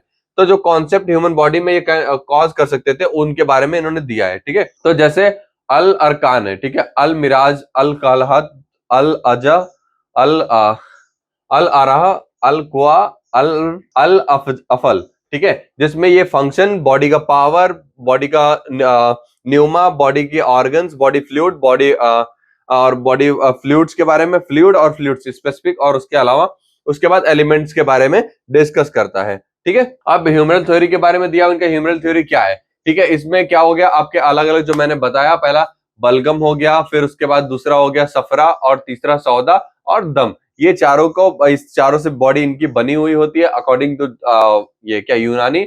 और ये क्या करता है, मास पे डिपेंड करता है, बॉडी का जो मास होता है वो इन्हीं सब पे डिपेंड करता है कि कैसे क्या हुआ। और जो होता है, जो नेचर होता है वो किसके द्वारा डिपेंड किया जाता है, उसके सन गुआनिन और प्लेगमेटिन एंड क्लोरिक और मेलाकोनिक, ठीक है। यानी फॉर ब्लैक बाइल और फॉर मतलब अलग अलग चीजें यहाँ पे दी हुई है, ठीक है। तो इनके जो 4 ह्यूमर्स थे वो ब्लड है, ठीक है। डेट इज ब्लड इज, जो ब्लड होता है वो हॉट और मॉइस्ट होता है, ठीक है। ऐसा आपको पता ही होगा, खून गर्म होता है बोलते हैं। फिर उसका प्लेगम जो होता है वो कोल्ड होता है और मॉइस्ट होता है, ठीक है। येलो बाइल जो होता है हॉट एंड ड्राई होता है, और जो ब्लैक बाइल होता है वो कोल्ड एंड ड्राई होता है। और पर्सन का हेल्थ कंडीशन इन्हीं भी चारों बेसिस पे, कि बलगम का कलर क्या है, किसी प्लेगम का कलर क्या है, ब्लड कैसा जा रहा है, इन सब चीजों पे काफी ज्यादा रिलाय करता है कि ऐसे उस चीज का प्रोसेस करते हैं, ठीक है। उसके बाद सिद्धा मेडिसिन आती है। अब सिद्धा जो मेडिसिन है वो साउथ इंडिया से कॉन्सेप्ट उठाया गया, मेनली वहां पे काफी ज्यादा फेमस है साउथ इंडिया में, वो उस चीज का प्रोसेस वहां से होता है। इनको द्रविडियन कल्चर भी बोलते हैं, यानी जो साउथ इंडिया में रहते हैं, ठीक है। ये प्री वैदिक पीरियड से पुराना बोला जाता है and one of the oldest medicine system है। ऑल्दो एक डिबेटेबल टॉपिक भी है कि आयुर्वेदा पुराना है या सिद्धा पुराना है, ठीक है। तो इसमें क्या करते हैं, बॉडी के अगर कोई बीमारी आपको हो गई है तो बीमारी को नहीं ठीक करते, वो बॉडी के इनर सोल से काफी ज्यादा कनेक्ट कराते हैं, कि आपके इनर सोल को स्ट्रांग करने की कोशिश करते हैं, जिससे आपकी बॉडी खुद से वो चीज ठीक करने लगे। वो उस चीज पे काफी ज्यादा बिलीव करते हैं कि बॉडी अगर खुद से चाहे तो काफी कुछ मतलब खुद से सारी प्रॉब्लम ठीक कर सकती है, रेदर देन कि हम उसको बाहर से कोई मेडिकेशन वगैरह प्रोवाइड करें, ठीक है। तो हिस्ट्री इसकी जो है वो क्या है, मेडिसिनल सिस्टम है, ये इंडिया का ही पूरा प्रैक्टिस सिस्टम है, मोस्टली ये वहां पे है अलग में, ठीक है। अब इसका जो है सिद्धा जो ओरिजिनेट हुआ वो सिद्धि से हुआ। एक ऑब्जेक्ट होता है एक तरीके का, मतलब सिद्धि बोलते हैं ना, सिद्धि कराना, तो एक ऐसा कि मतलब वो प्रोसेस कंप्लीट कराना, सिद्ध कराना। तो इसको ही सिग्निफाई करता है 8 सुपर नेचुरल पावर्स को, ठीक है। जो क्या होता है आपका अष्टमा, सिद्धा और सिद्धरा, ठीक है। ये पीपल हैं जिनके पास ये 8 सुपर नेचुरल पावर है। और ये क्या अलग अलग मतलब चीजों पे ये क्या करते हैं, बहुत सारे ऑथर हैं जो मतलब जो सिद्धा के ऑथर्स हैं वो टेटराइज करते हैं। जैसे आपके हैं क्या नाम है, युग मुनि, सैत मुनि, माचा मुनि, मतलब जो 7 आपके जो होते हैं ना, बोलते हैं 7 ऋषि जो माने गए थे, उनके बारे में दिया हुआ है। ये अलग अलग है जो जिनके बारे जिन्होंने इन सिद्धा मेडिसिन को लिखा, और उसी की चीजें आज इवॉल्व हो रही है। ठीक है, उसके बाद अब बेसिक प्रिंसिपल क्या होता है? बेसिक प्रिंसिपल ये होता है कि इसका मानना है कि मैटर और एनर्जी यानी दो एसेंशियलिटीज हैं जिनसे पूरा का पूरा यूनिवर्स बना हुआ है।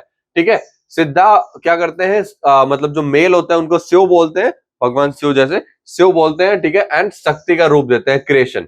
ठीक है, मेल और क्रिएशन, फीमेल मतलब जो जननी होती है। ठीक है, जो मैटर होता है वो कैन नॉट, मतलब मैटर जो होता है वो एनर्जी के बिना नहीं रह सकता। ठीक है, और एनर्जी बिना मैटर के नहीं हो सकती, उसकी एग्जिस्टेंस नहीं होती। तो इसका ये को एग्जिस्टेंस के फॉर्म में चलता है हमेशा। ठीक है, इनके 5 प्रिमिटिव एलिमेंट्स होते हैं। कौन कौन सा? बोटाज होता है, मुन्न होता है, ठीक है, नीर होता है, टी होता है, वायु होता है, और आकाशम होता है। ठीक है, जिसमें आपका पहला का पहला जो क्या आता है, इसको भी कहीं ना कहीं पंच महाभूतास बोल सकते हैं। जो मुन्न होता है, मुन्न में क्या होता है? मुन्न मतलब आपका सॉलिड कंपोनेंट हो गया। नीर हो गया, नीर पानी का, आपने वो पर्यायवाची सुना होगा, फ्लूइड होता है। ठीक है, दी होता है, ठीक है, थी मतलब चमक, बॉडी की रेडियंस कितनी है, रिफ्लेक्शंस क्या है। वायु मतलब गैस, कितनी भी तरीके की टाइप की गैसेस है। ठीक है, एंड आकाशम मतलब ईथर। ठीक है, ईथर से रिलेटेड हो गया। ठीक है, उसके बाद क्या होता है इन सबके मतलब ये सारे एलिमेंट्स क्या होते हैं, मतलब मॉडर्न केमिस्ट्री में थोड़ा डिफरेंट होता है उनका एस्पेक्ट, और इसमें अलग होता है, इसलिए कंफ्यूजन नहीं क्रिएट करना चाहिए। बाकी मेनली बॉडी के फॉर्मेशन का वही है कि बॉडी कैसे मैनिफेस्ट करती है, अर्थ, वाटर, फायर, एयर। ठीक है, इन्हीं सबसे मिलकर बनी हुई होती है। अब इनका भी त्रिदोषा का मेडिसिन है। ठीक है, ये भी त्रिदोषा के फॉलो करता है। तो पहला इनका जहां पे वाता था, यहाँ पे वातम, जैसे साउथ इंडियन में मा थोड़ा ज्यादा होता है। ठीक है, उत्तपम एंड ऑल। ठीक है, तो इसी तरीके से वातम, वातम का क्या सीन है कि ये आकाशम और वायु से मिलकर बना हुआ होता है। ठीक है, ये नर्वस सिस्टम के कंट्रोल को कंट्रोल करता है। ठीक है, जितने भी बॉडी मूवमेंट्स हो गए, सेंसेशन हो गए, ये सबको। तो मतलब अगर किसी तरीके का कोई नर्वस सिस्टम में प्रॉब्लम आ रहा है, या फिर बोन वगैरह में प्रीडोमिनेशन आ रही है, तो वो किसका रिलेटेड होगा? वातम से रिलेटेड होगा। ठीक है, और ये पूरे लाइफ के 1/3 फेज को डोमिनेट करता है। ठीक है, उसका पित्तम आ गया। पित्तम क्या होता है? इंडिकेट करता है हार्ट को। ठीक है, और मेटाबॉलिक प्रोसेस जितने भी होते हैं डाइजेशन वगैरह के, उससे भी रिलेटेड, या फिर टिश्यू वगैरह से रिलेटेड। तो मतलब अगर इन सब में दिक्कत आ रही है तो वो किससे आ रही है? पित्तम में आ रही है। ठीक है, उसके बाद कर्पम। ठीक है, जिसको कफम बोलते थे, कर्पम। ठीक है, वो क्या होता है? अब ये किस चीज से, बॉडी की जो स्टेबिलिटी होती है इन और या फिर कोई और दिक्कत होती है। ठीक है, यानी टिश्यूज में दिक्कत हो गया, स्मूथ वर्किंग इन जॉइंट्स में कोई दिक्कत आ रही है, ये सारी चीजें वो कहीं ना कहीं ये चीज यहाँ पे कर्पम में जब दिक्कत आती है तब होता है। ठीक है, उसके बाद कुछ 7 धातु होते हैं जिनको बोलते हैं रसा, कुरुनिधि, तरासाई, कोजाहप्पू, और इलम्बु, मज्जाई, सुकीलम। ठीक है, ये हो गया जिसमें आपका मेल और फीमेल हार्मोन्स होता है। मज्जाई मतलब जो बोन मैरो होता है। ठीक है, जो मैरो स्पेस होता है वो। इलम्बु मतलब होता है बोन आपका। ठीक है, कोजाहप्पू मतलब एडिपोज टिश्यू जो होता है, टिश्यूज के बारे में डिस्कस करता है। तसाई मतलब मसल्स होता है। ठीक है, और कुरुनिधि मतलब होता है ब्लड, और रसा मतलब लिम्फ। ये आपके 7 धातु है, इनके ऊपर पूरी की पूरी प्रोसेस कंप्लीट की जाती है। ठीक है, होम्योपैथी आता है। होम्योपैथी का क्या सीन होता है? होम्योपैथी एक मेडिकेशन है जो कि प्रिपेयर किया जाता है सक्सेसिव डायलेशन की वजह से। इसमें क्या होता है आपकी, मेनली क्या होता है जो होम्योपैथी में क्या प्रोसेस फॉलो किया जाता है? Cure is better, sorry, prevention is better than cure. ठीक है, मतलब बीमारी होने ही नहीं देना है, उससे पहले उसका प्रिवेंशन कर देना है कि वो आगे स्टेज में और ज्यादा ना जाए। ठीक है, अब इसका जो हिस्ट्री ऑफ होम्योपैथी है उसमें क्या है कि ये जो रिलाय करता है वो सिमिलिया और सिमिलस, सॉरी, सिमिलबस और क्योरनेटर के बेसिस पे, इसका मतलब जो बेसिक प्रिंसिपल है वो इन्हीं चीजों पे रिलाय करता है। क्योर्स लाइक, क्योर्स लाइक मतलब जैसा क्योर होना चाहिए वैसा ही होना चाहिए। ठीक है, इसको क्या हुआ, डॉक्टर सैमुअल हैनमन थे जो कि एक जर्मन फिजिशियन थे, उन्होंने क्या किया, इस सिस्टम को इंट्रोड्यूस कराया था टू द वर्ल्ड की एक कंप्लीट हीलिंग सिस्टम के तौर पे। ठीक है, अब ये बेसिस पे इनका जो बेसिक प्रिंसिपल है होम्योपैथिक का, वो हैनिमन ने ही बताया था। तो पहले आप लॉ ऑफ सिमिलिया है। ठीक है, इसमें क्या होता है, रिलाई करता है इन अ थेरेप्यूटिक लॉ, जो मेडिसिन होती है। ठीक है, let like to be cured by likes. ठीक है, इसका मतलब क्या होता है, जो हीलिंग सिस्टम होता है पेशेंट का वो सेम होता है। मतलब अगर किसी इंसान का सेम सिम्टम्स आ रहा है तो उसको भी सेम दिक्कत है, ये इनका मानना होता था, और वो उसी तरीके की ड्रग उनको दी जाती थी। फिर लॉ ऑफ सिंप्लेक्स आता है। सिंप्लेक्स में क्या होता था, सिंपल और सिंगल ड्रग्स जो होते थे वो प्रिस्क्राइब्ड होते थे एक ही टाइम पे। उसके बाद मेडिसिन जो होती थी वो क्या करती थी, आपके हेल्दी ह्यूमंस के ऊपर इंडिविजुअली एक्ट करती थी और सिंपल फॉर्म में विदाउट मतलब किसी भी दिक्कत के अलावा, किसी और एडिशन के अलावा वो डायरेक्टली यूज कर सकती थी। उसके बाद लॉ ऑफ मिनिमम, इसमें क्या होता था, जो ड्रग एडमिनिस्ट्रेट किया जाता था वो बहुत मिनिमम क्वालिटी में किया जाता था। उनका मानना था कि अगर ड्रग को हम बहुत मिनिमम उसमें एडमिनिस्ट्रेट करेंगे तो उससे बॉडी के ऊपर क्या बोलते हैं, साइड इफेक्ट्स बहुत कम होंगे, भले थोड़ा टाइम लगेगा लेकिन वो चीज ठीक हो जाएगा। जैसा कि होम्योपैथी के बारे में बोला जाता है कि ये टाइम लेता है बट डिजीज काफी पूरे अच्छे से ठीक हो जाती है, वो दोबारा वो डिजीज होती नहीं है। तो ये वो पूरा का पूरा हो गया, ठीक है। उसके बाद ड्रग डायमेंशनाइज एंड पोटेंशियलाइजेशन, ठीक है। इसमें क्या होता है, आपका डिस्टर्बेंस एंड डेविएशन जो होता है वो नॉर्मल हार्मोनियस फ्लो में वो काफी ज्यादा मतलब जो डिजीज होता है, ठीक है, डिजीज को हम यहाँ पे क्या लेते हैं, एज अ डेविएशन या फिर डिस्टर्बेंस आपके नॉर्मल हार्मोनियस फंक्शन जो फ्लो होता है उसमें लाइफ फोर्स में, उसको डिजीज बोलते हैं। तो यहाँ पे क्या होता है, डिजीज को डायरेक्टली एनकाउंटर किया जाता है विद द डायनेमिक एक्शन, ठीक है, और एक डायनेमिक डिस्टर्बेंस को ठीक करने के लिए कि वो उस चीज को ठीक करे, उसके लिए उसका डायरेक्टली टारगेटेड काफी ज्यादा ड्रग यूज किया जाता है, ठीक है। इंडिविजुअलाइजेशन, इसमें क्या होता है, दो इंडिविजुअल वर्ड्स में है जो कि सेम नहीं है, ठीक है, दोनों इंडिविजुअल सेम नहीं हो सकते। जो सिमिलर डिजीज है वो क्या बोल सकते हैं, कभी भी वो सेम तरीके से इफेक्ट नहीं करेगा, किसी में कम होता है किसी में ज्यादा होता है, ठीक है। तो एक यूनिक इंडिविजुअल बहुत जरूरी है कि आप अलग अलग इंसान को अलग अलग तरीके से देखें, ठीक है। फिर कुछ मेथड ऑफ प्रिपरेशन जो कि लिखना है, ठीक है, आयुर्वेदिक प्रिपरेशन का, ठीक है। उसमें क्या है, अरिस्टा है आपका सबसे पहले, ठीक है। सबसे पहले अरिस्टा है। अरिस्टा क्या होता है, आपने बहुत सारे पढ़ा होगा, ठीक है, या सुना ही होगा, ठीक है। दस मूला रेस्ट, अशोका रेस्ट और बहुत सारे रेस्ट आते हैं, ठीक है।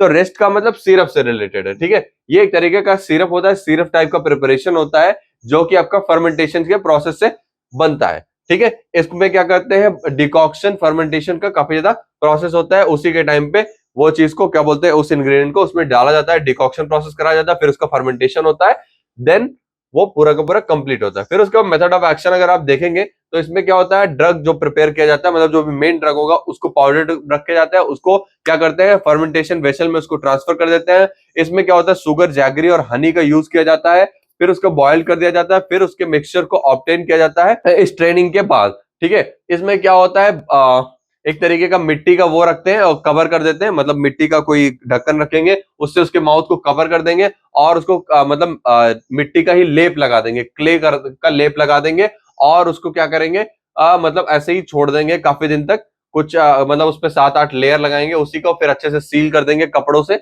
क्ले सिमर करके उसको कपड़ों से सील करके उसको ऐसे छोड़ देंगे, किस चीज के लिए, फर्मेंटेशन प्रोसेस के लिए, ताकि उसका जो टेम्परेचर रहे, वो लेयरिंग इसलिए करते हैं ताकि उसकी टेम्परेचर जो रहे वो किस चीज, वो क्या रहे कि आपका पूरा का पूरा एक जैसा रहे, ठीक है। फिर उसके बाद उस चीज को निकालते हैं, अनकवर करते हैं जार को, उसके बाद उसको इंस्पेक्ट करते हैं कि सही से बना है कि नहीं बना है। अगर वो बन गया है फिर उसको आगे के प्रोसेस से कंप्लीट करते हैं। एग्जांपल के लिए अभया रेस्ट हो गया, बला रेस्ट हो गया, दसमोला रेस्ट हो गया, विग्नरा रेस्ट हो गया, ये सारे।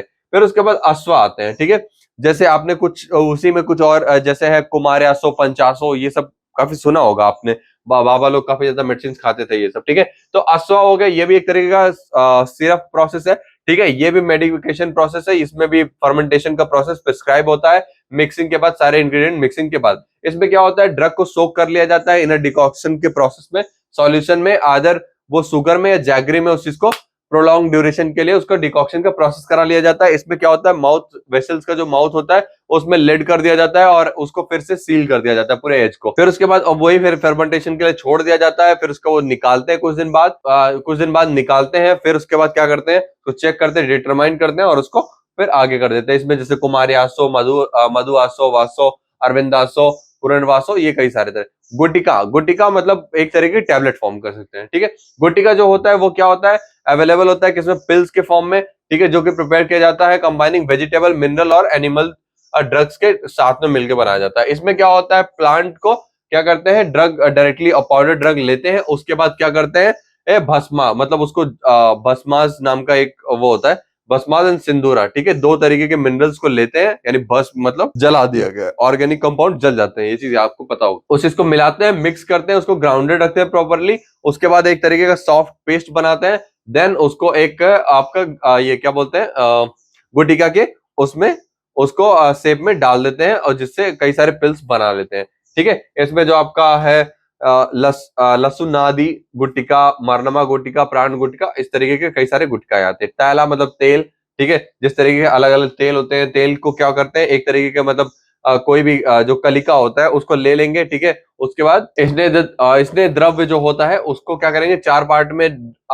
चार पार्ट्स होते हैं उसके, ठीक है। द्रव्य जो होगा वो 16 पार्ट में उसको अलग अलग डिवाइड कर लेते हैं। फिर उसके बाद इसको इवेपोरेशन का प्रोसेस यहाँ पे फॉलो करते हैं, ठीक है। जिसमें क्या होता है आपका उसका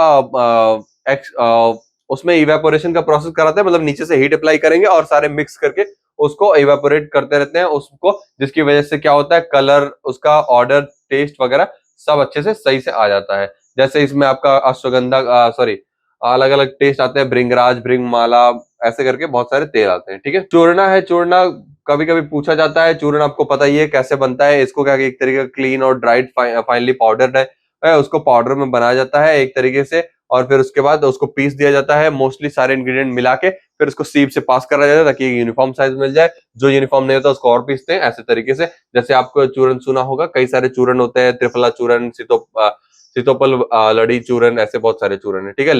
ले मतलब एक आपका हो गया सेमी सॉलिड फॉर्म, ठीक है। ले क्या होता है, आपका मेथड ऑफ प्रिपरेशन है, जिसमें क्या होता है, इसमें जैगरी और शुगर कैंडी का यूज किया जाता है उस चीज को मिक्स करने के लिए, डिसॉल्व करने के लिए। बाकी आपको वो चीज पता ही है कि उसका प्रोसेस, जो भी इंग्रेडिएंट्स होंगे उसको डाल देंगे और उसमें जैगरी वगैरह डाल देंगे, उसको बॉयल करते रहेंगे पूरा का पूरा, जब तक वो पूरा पक्का, यानी पूरा सही से प्रोसेस कंप्लीट ना हो जाए। उसको उस दो फिंगर डालेंगे, क्या दो फिंगर्स के बीच में डालेंगे, अगर वो स्टिंग कर रहा है वाटर विदाउट गेटिंग डिसॉल्व, तो उसको स्मॉल क्वांटिटी में फाइन पाउडर ड्रग उसमें ऐड करेंगे।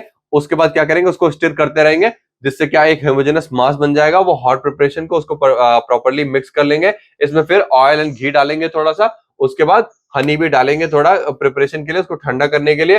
देन उसके बाद वो प्रोसेस कंप्लीट हो जाएगा, ठीक है। एग्जाम्पल के लिए अगर वसा ओले, बिल्दा लिए, ऐसे कई सारे हैं, ठीक है। भस्मास, अलग अलग चीजें हैं, एक अलग अलग काफी सारी यहाँ पे पॉइंट्स हैं, ठीक है। तो आप अच्छे से पढ़ लेना एक बार सारे टॉपिक को। फिर उसके बाद आते हैं मेडिसिनल एरोमेटिक प्लांट में।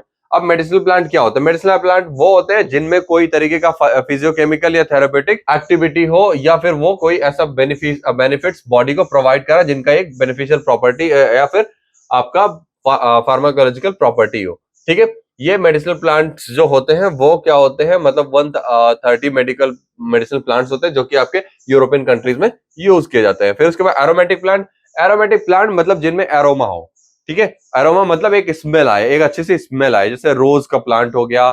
जितने भी आपके यूज किए जाते हैं आपके एरोमा के लिए, परफ्यूमिंग एजेंट के लिए यूज किया जाता है, फ्लेवरिंग एजेंट के लिए, वो सारे के सारे एरोमेटिक प्लांट होते हैं, ठीक है। इसमें एक तरीके का वोलेटाइल एसेंस पाया जाता है, मतलब इसमें वोलेटाइल ऑयल ऑब्वियस पाया जाता है, ठीक है। इसमें वोलेटाइल सब्सटेंस भी पूरा का पूरा होता है, ठीक है। अब मेडिसिनल और जो एरोमेटिक प्लांट है उनका हमें मेनली पढ़ना है, क्या रोल पढ़ना है किसमें, इंडियन इकोनॉमी में। तो फार्मास्यूटिकल इंडस्ट्री में क्या हो रहा है, सबसे पहले हम अलग अलग बेसिस पे देखेंगे कहाँ पे क्या हो रहा है, ठीक है। तो फार्मास्यूटिकल इंडस्ट्री में क्या हो रहा है, इसके आपके क्या बोलते हैं, एरोमेटिक और मेडिसिनल प्लांट से इससे क्या हो रहा है, नई नई ड्रग्स बन रही हैं, उसमें काफी ज्यादा हेल्प हो रहा है। तो उससे क्या हो रहा है, जॉब क्रिएट हो रही है या फिर सेल्स बढ़ रही है, जिससे क्या हो रहा है, कंट्रीज की जीडीपी बढ़ रही है, ठीक है। और सब्सटेंशियल ये रेवेन्यू भी फॉर्म हो रहा है, कि मतलब उसके अलावा भी और चीजें हो रही है।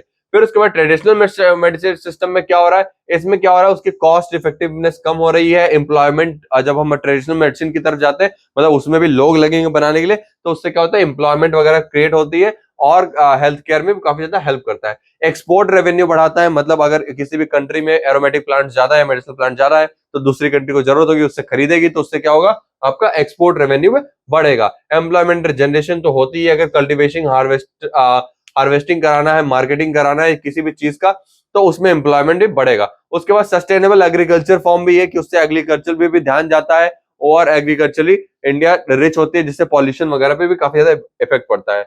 बायोडाइवर्सिटी कंजर्वेशन जो होता है उसका भी काफी अच्छा हेल्पफुल पड़ता है। इसमें क्या होता है आपका, जो ओवर एक्सप्लॉयटेशन होता है या फिर हैबिटेट डिस्ट्रक्शन होता है, उसको भी प्रोटेक्ट कर सकते हैं। जब खेती ज्यादा होगी तो जानवरों को भी एक अच्छा स्पेस मिलता रहेगा। कॉस्मेटिक एंड परफ्यूम इंडस्ट्री में भी क्या होता है कि अच्छे से जब नए नए अलग अलग एरोमेटिक प्लांट्स आते हैं, तो एक नया तरीके का एसेंस वो डाल सकते हैं, जिससे उनकी ग्रोथ भी हो सकती है, और वो इवेंचुअली क्या करती है, आपके कंट्री जीडीपी, एम्प्लॉयमेंट, इन सब में भी काफी ज्यादा हेल्पफुल होता है। रिसर्च एंड डेवलपमेंट जो हो रहा है वो मेनली क्या हो रहा है, डिस्कवरी करने के लिए, इनकी थेरेपेटिक एक्टिविटी के लिए, फ्रॉस्ट इन्वेंशन हो रहे हैं, काफी सारे डेवलपमेंट उनके इंटेलेक्चुअल प्रॉपर्टीज को भी डिस्कस किया जा रहा है और उनकी कमर्शियलाइजेशन अपॉर्चुनिटीज को भी काफी ज्यादा बढ़ाया जा रहा है। ठीक है, अब उसमें इंपॉर्टेंस क्या है, इंपॉर्टेंस इसमें क्या है कि जो इम्पोर्टेंस इसका है कि मतलब ये जीडीपी फॉर्मिंग में भी काफी ज्यादा हेल्प कर रहा है, फिर नए ड्रग में भी काफी ज्यादा हेल्प कर रहा है, उसके ड्रग रिसर्च में भी काफी ज्यादा, नए ड्रग के फॉर्म करने में, एक न्यूट्रास्यूटिकल्स बनाने में, ये सारी चीजों में काफी ज्यादा हेल्प करता है। ठीक है, और कंट्रीज को भी कहीं ना कहीं रिकॉग्नाइजेशन मिलता है। जैसे अब तुलसी सबसे ज्यादा इंडिया में पाया जाता है, तो कहीं भी एक तुलसी की डिमांड होती है तो वहां से आता है कि हाँ इंडिया में ज्यादा पाया जाता है, तो उससे कंपनी का भी सॉरी कंट्री का भी रेपुटेशन बढ़ता है। ठीक है, कुछ अलग अलग जो है, जैसे जो ज्यादा इसबगोल की काफी ज्यादा एक्सपोर्ट होती है। ठीक है, इपिकैकुआना जिसको बोलते थे उसकी भी काफी ज्यादा होती है। बहुत सारे ऐसे अलग अलग लीव्स हैं उनकी काफी ज्यादा होती है। ठीक है, एक्सपोर्ट जो होती है। उसके बाद आता है मेडिसिनल एरोमेटिक का प्लांट का एक्सपोर्ट पोटेंशियल। ठीक है, तो इसका एक्सपोर्ट पोटेंशियल जो इंडिया जो है वो पूरा का पूरा हब है एक। ठीक है, अब इसका ministry of environment and forest जो रिपोर्ट किया है उसने कि 9500 प्लांट्स स्पीसीज हैं जिनकी मेडिसिनल वैल्यू है। ठीक है, ये इतने सारे प्लांट्स हैं, तो अबाउट 300 यूएस मिलियन डॉलर जो फॉरेन एक्सचेंज था इंडिया का, किसके द्वारा था, वो किसके मेडिसिनल एंड एरोमेटिक प्लांट के द्वारा था। इससे क्या फायदा होता है, उसके अलावा स्टेट जो एग्रीकल्चर यूनिवर्सिटीज होती हैं वो भी कई सारे एग्रो टेक्निक्स करती हैं कि उससे कल्टीवेशन थोड़ा फास्ट हो। ठीक है, उसके बाद एक तरीके का जो मैप्स, अगर हम इसको बोले मेडिसिनल एंड एरोमेटिक प्लांट इसमें होता है, नेशनल इकोनॉमी काफी ज्यादा हेल्प करता है। इससे क्या होता है, कई सारे प्रोडक्ट बनाने में भी यूज होता है, फिर उनकी सेलिंग होती है। ठीक है, तो ग्लोबल मार्केट जो इसका है मैप्स का, वो कितना है, अराउंड $60 बिलियन का है। ठीक है, अराउंड $60 बिलियन का है, जो कि आपका 6 to 8% क्या हो रहा है, एनुअली ग्रो हो रहा है। ठीक है, ये सबसे पहले क्या होता है, इंडिया जो है सबसे पहले इंडिया उस चीज का मेजर एक्सपोर्टर है, किसका, मैप्स का, मेडिसिनल एंड एरोमेटिक प्लांट का। सेकंड नंबर पे आपका चाइना, फिर इंडोनेशिया, देन ब्राजील, उसके बाद जो कि लगभग मतलब 1 बिलियन के लगभग वो क्रॉस करने वाला है एक्सपोर्ट उसका। ठीक है, इंडिया जो है वो ज्यादा रिच है, यहाँ पे लगभग लगभग 20,000 स्पीसीज पाई जाती है। ठीक है, जिसमें 3,000 स्पीसीज जो होती है वो ट्रेडिशनल मेडिसिन में यूज की जाती है। अब गवर्नमेंट जो होता है वो इसके एक्सपोर्ट पोटेंशियल को रिकॉग्नाइज करता है एंड इंप्लीमेंट करता है कुछ मेजर्स कि इसके कल्टीवेशन बढ़े और एक्सपोर्ट बढ़े, जिसके लिए इन्होंने क्या किया कि फाइनेंशियल सपोर्ट देना स्टार्ट किया, जो कि मैप्स का कल्टीवेशन कर रहे हैं, या फिर उनका प्रमोशन करना स्टार्ट किया।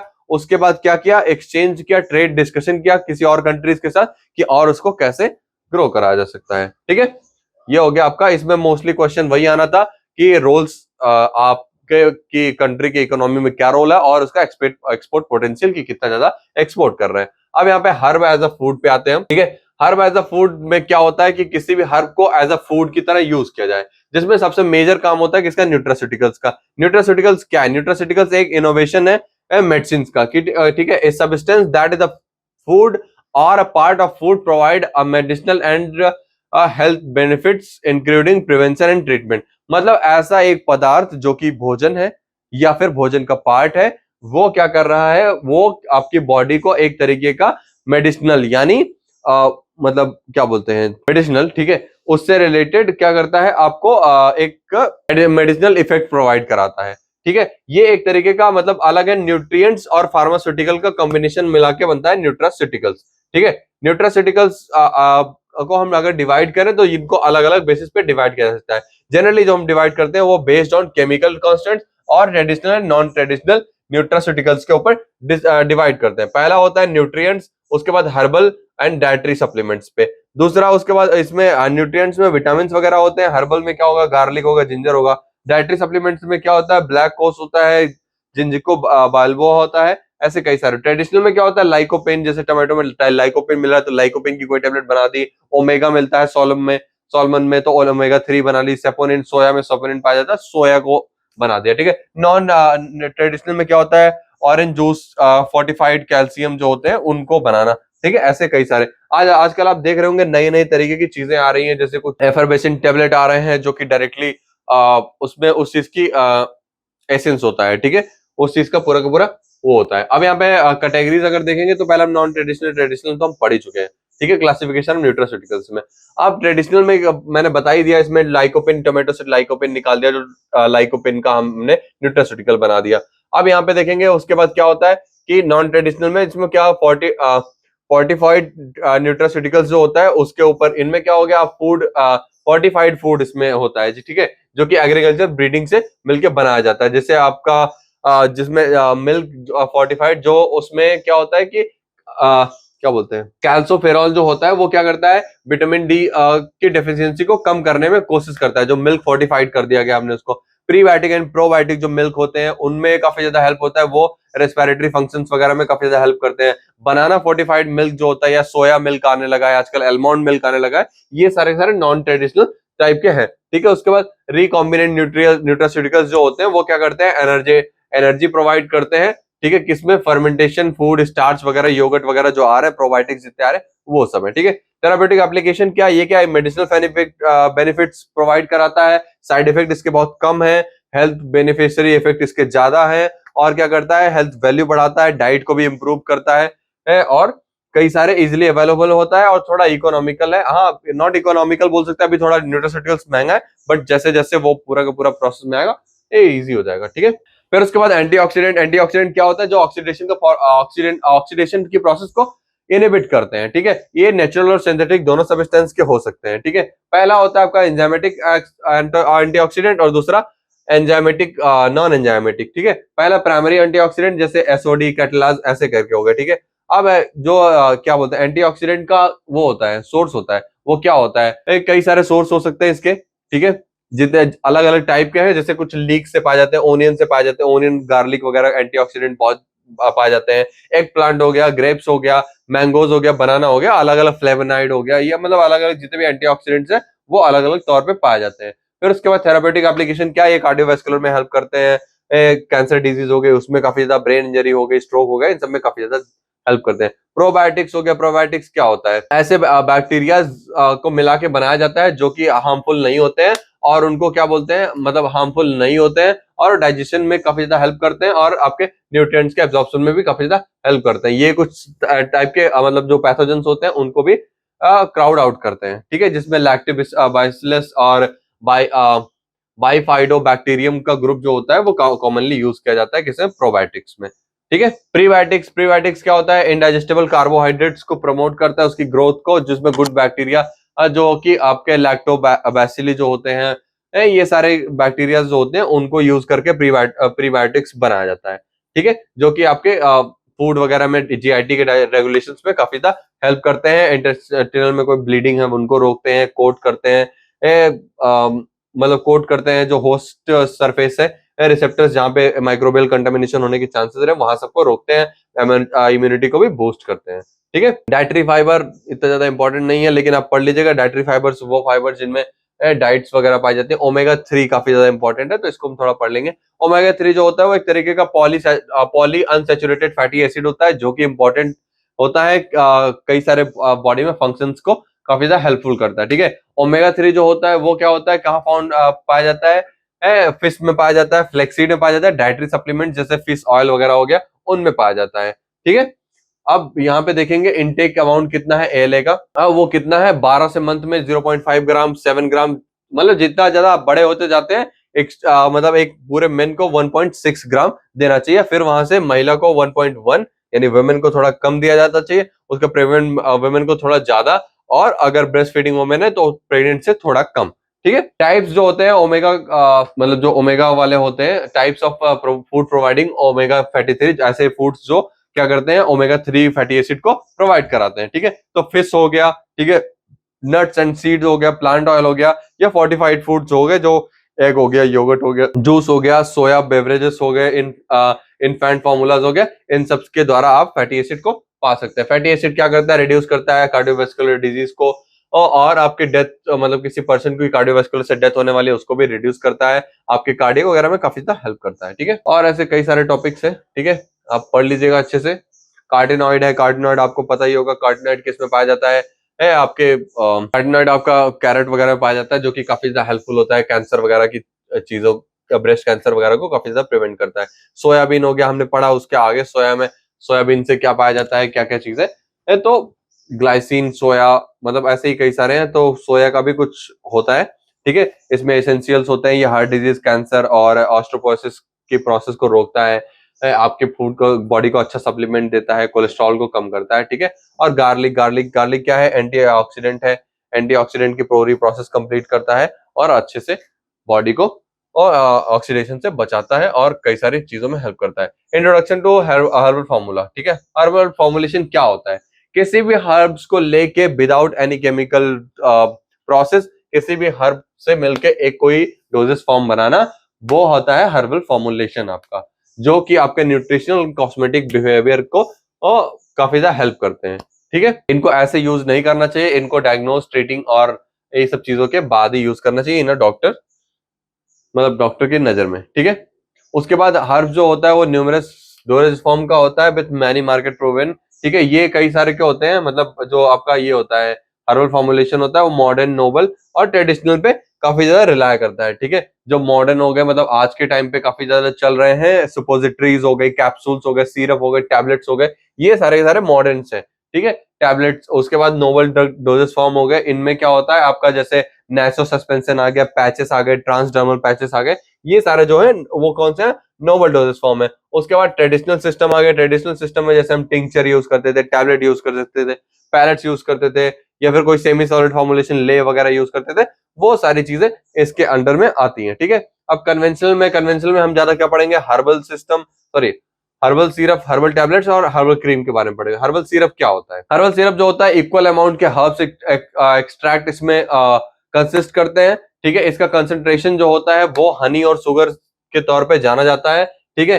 ये क्या होता है, फ्लेवर्ड होता है, ऑरेंज रसबेरी काफी ज्यादा यूज किया जाता है इसमें, मेठेंडा भी काफी ज्यादा यूज किया जाता है, ठीक है। प्रिपरेशन जो है हर्बल सिरप की, ये कुछ प्रिपरेशन होते हैं, जैसे रेसबेरी सिरप है, चेरी सिरप है, सरसाफिलिया है, ग्लाइकिजा है, और क्या है आपका अस्वा और अरिस्टा है, ठीक है। ये कुछ अलग अलग है। इवेल्युएशन पैरामीटर्स कुछ इन सब के होते हैं, जो मटेरियल मास की इन्फॉर्मेटिव देखते हैं, पीएच डिटरमिनेशन करते हैं, माइक्रोबियल लिमिटेशन देखते हैं, एंटी माइक्रोबियल प्रिजर्वेटिव इंग्रेडिएंट कौन सा डाला गया है, एंटी इनऑक्सीडेंट प्रिजर्वेटिव कौन सा डाला गया है, एक्सट्रैक्टेबल फॉर्म कौन सा डाला गया है, कंटेनर एंड क्लोजर का सिस्टम डाला गया है, ठीक है। उसके बाद हर्बल टैबलेट्स आते हैं। हर्बल टैबलेट्स क्या होते हैं, सॉलिड डोजेस फॉर्म होते हैं, किसके, पाउडर्ड हर्बल ड्रग्स के। ये क्या पाउडर्स, मतलब जितने भी टाइप का एक्सट्रैक्ट लिया हमने उसको पाउडर्ड किया एंड उसको टैबलेट्स के फॉर्म में बना दिया। पहले क्या करते हैं, प्रिपरेशन में इसके वेइंग करते हैं इंग्रेडिएंट्स की, फिर उसको मिक्स कर देते हैं, फिर उसका ग्रेनुलेशन करते हैं। अब ग्रेनुलेशन में आपने पहले ही पढ़ा होगा, wet granulation and dry granulation, दो तरीके की प्रोसेस होती है। उसमें उसके बाद क्या करते हैं, कंप्रेस करके उसको टैबलेट फॉर्म में बना देते हैं। इसमें क्या, टैबलेट्स में कौन कौन से पैरामीटर्स होता है, डिसइंटीग्रेशन होता है, डिसोल्यूशन टेस्ट होता है, हार्डनेस उसके चेक करते हैं, content and mass informative check करते हैं, मॉइस्चर कंटेंट चेक करते हैं, और माइक्रोबियल लिमिटेशंस चेक करते हैं, ठीक है। हर्बल क्रीम क्या होता है, हर्बल क्रीम एक तरीके viscous solid semi solid preparation होती है, जो कि ऑयल एंड वाटर टाइप की होती है, एंड या फिर oil water in oil type की हो सकती है। इसका प्रिपरेशन कैसे करते हैं, पहले ऑयल फेस बनाते हैं, फिर उसके बाद एक्वस फेस का हाइड्रेशन करते हैं, जिसमें इंग्रेडिएंट उसके मिक्स वगैरह कर देते हैं, फिर इमल्सन की फॉर्मिंग होती है, फिर वो होता है, फिर उसके बाद जो एक्टिव इंग्रेडिएंट होते हैं उसका डिस्पर्शन करते हैं, ठीक है। फिर पीएच जो इसका क्या बोलते हैं, इवैल्यूएशन पैरामीटर्स का क्या होता है, पीएच इसका चेक करते हैं, विस्कोसिटी चेक करते हैं, रेयोलॉजी चेक करते हैं, इसकी डिटर्मिनेशन करते हैं किस टाइप का इमल्सन बना है, डाइल्यूशन टेस्ट चेक करते हैं, और डाई सॉल्युबिलिटी टेस्ट भी करते हैं, ठीक है। उसके बाद आता है हर्बल मिक्सर। हर्बल मिक्सर क्या हो सकता है, आपका दो से ज्यादा इंग्रेडिएंट जो कि आपके फॉर्मुलेट कर सकते हैं, किसमें आपके टैबलेट्स भी बन सकते हैं, कैप्सूल बन सकते हैं, ऑइंटमेंट भी बन सकते हैं, कुछ भी बन सकते हैं, ठीक है। ये मल्टीपल डिजीज को ट्रीट करने के लिए बने होते हैं। तो पहले इसको क्या करते हैं, हर्बल मिक्सर को पहले भस्मास, मतलब इसको कैल्सिनेटेड सब्सटेंस, एक तरीके का कैल्सिनेटेड सब्सटेंस होता है, जो कि प्रिपेयर किया जाता है मेटल्स, मिनरल्स और एनिमल प्रोडक्ट को, और मतलब जला के, ठीक है, एस उसका यूज करके। उसके बाद उसको चूरन बनाते हैं, चूरन के फॉर्म में रखते हैं, और एक तरीके, मतलब चूरन एक तरीके, भस्म और चूरन में दो तरीके में होता है, ठीक है। उसके बाद इवैल्यूएशन पैरामीटर में आता है, इसमें क्या होता है, कलर, ऑर्डर और अपीयरेंस के बेसिस पे चेक करते हैं, विस्कोसिटी चेक करते हैं, पीएच चेक करते हैं, डिसइंटीग्रेशन टाइम चेक करते हैं, हार्डनेस चेक करते हैं। फिर आता है आपका नोबल ड्रग डिलीवरी सिस्टम, जिसमें नोबल डोजेस फॉर्म के बारे में पढ़ना है कि नोबल डोजेस फॉर्म कौन कौन से होता है। नोबल डोजेस फॉर्म मैंने फार्मास्यूटिक्स में भी पढ़ा है, अगर आपने फार्मास्यूटिक्स पढ़े हो तो, जैसे आपका सॉलिड सस्टेन रिलीज हो गया, कंट्रोल रिलीज हो गया, long action, long long release tablets हो गए या कैप्सूल हो गए, प्रोलॉन्ग रिलीज कैप्सूल्स हो गए, ट्रांसडर्मल पैच हो गए, ट्रांसडर्मल डिलीवरीज हो गए, ये सारे के बारे में इसमें डिस्कस करना है, ठीक है। तो इसको अच्छे से पढ़ लीजिएगा। बाकी नोबल डोजेस फॉर्म जो होते हैं वो यही होते हैं। बाकी आपका जो क्या होता है, हर्बल डोजेस फॉर्म बनाने में चैलेंजेस कौन कौन से आते हैं, उसमें स्टैंडर्डाइजेशन अगर उसे किसी भी क्या बोलते हैं किसी भी डोज फॉर्म की करनी है, उसमें काफी ज्यादा दिक्कत होती है, उसकी क्वालिटी कंट्रोल अच्छे से नहीं हो पाती, क्योंकि कुछ जो आयुर्वेदिक फॉर्मुलेशन होते हैं उसकी क्यूसी में उतना अच्छे से नॉलेज नहीं है। बायोअवेलेबिलिटी कभी कभी इंप्रूव करने में दिक्कत आती है। आपकी सेफ्टी कंसर्न कभी कई सारे रहते हैं, रेगुलेटरी कंप्लायंस भी होता है, ठीक है। ऐसे कई सारे प्रोसेस जो होते हैं वो चैलेंज करते हैं इस चीज को। फिर हर्बल कॉस्मेटिक्स में आते हैं हम। हर्बल कॉस्मेटिक्स क्या होता है? ऐसे प्रोडक्ट जो कि फॉर्मुलेट किए जाए जो आपके कॉस्मेटिक मतलब उनका सिंपल सा उनका काम जो हो वो कॉस्मेटिक से रिलेटेड हो, यानी कॉस्मेटिक साइंस की तरफ काफी ज्यादा झुकाव हो। ऐसे इंग्रेडिएंट जिनका कॉस्मेटिक बेनिफिट हो, ठीक है। इनका रोल क्या होता है? ये इन स्किन की कंडीशंस को काफी ज्यादा इंप्रूव करती हैं, हेयर नेल के कंडीशंस को भी काफी ज्यादा इंप्रूव करते हैं, स्किन को एक सील्ड बनाते हैं, एक तरीके का हार्मलेस चीजों से बचाते हैं, एंटीबैक्टीरियल, एंटीसेप्टिक, एंटी इंफ्लेमेटरी चीजों से भी काफी ज्यादा हेल्प करते हैं, ठीक है। अब उसमें सबसे पहला जो है वो एलोवेरा जेल है। एलोवेरा जेल आपने पहले से अच्छे से पढ़ा हुआ है, ठीक है। एलोवेरा के बारे में बहुत अच्छे से हमने पढ़ाई की है, तो उसको आप वहां से वही समझ लीजिएगा, वही केमिकल कॉन्स्टेंट्स होते हैं, वही सारी चीजें होती है। अब इसका कॉमन प्रिपरेशन जो होता है, मार्केटेड प्रिपरेशन जिसको बारे में कॉमर्शियल प्रिपरेशन, तो एक एलोए नाम से आता है, कुमारियासोव नाम से आता है, मेंसोनॉर्म आता है, ईव केयर आता है, कई सारे। मतलब ऐसा कोई एलोवेरा जेल का नाम लिख देना जो कि एलोवेरा का बना हो, मतलब कमर्शियल प्रिपरेशन, मतलब वो मार्केट में किस नाम से वो चीज बिकती है, ठीक है। थेरापेटिक यूज वगैरह हमने बता दिया। एलमंड ऑयल है। अब एलमंड्स ऑयल आपको पता है कि एलमंड ऑयल क्या एक तरीके का एलमंड्स की उसमें क्या होगी, इंग्रेडिएंट उसमें एलमंड पड़ा होगा और उसमें एलमंड की प्रॉपर्टीज होंगी, ठीक है। तो इसमें बिटर एलमंड्स ऑयल आता है, स्वीट एलमंड्स आता है, दो तरीके के एलमंड्स ऑयल होते हैं। उसके बाद क्या होता है? सोर्सेज जो है एलमंड्स ऑयल के, दोनों के अलग अलग, दोनों के ही सेम सोर्स होते हैं, ठीक है। प्यूनस एमाइगेलस वार, ठीक है, ये मेन होता है। इसमें क्या होता है? अलग अलग इसमें एलमंड्स अलग अलग होते हैं, ठीक है, बट उसका सोर्स एक ही होता है, एलमंड फैमिली से ही होता है।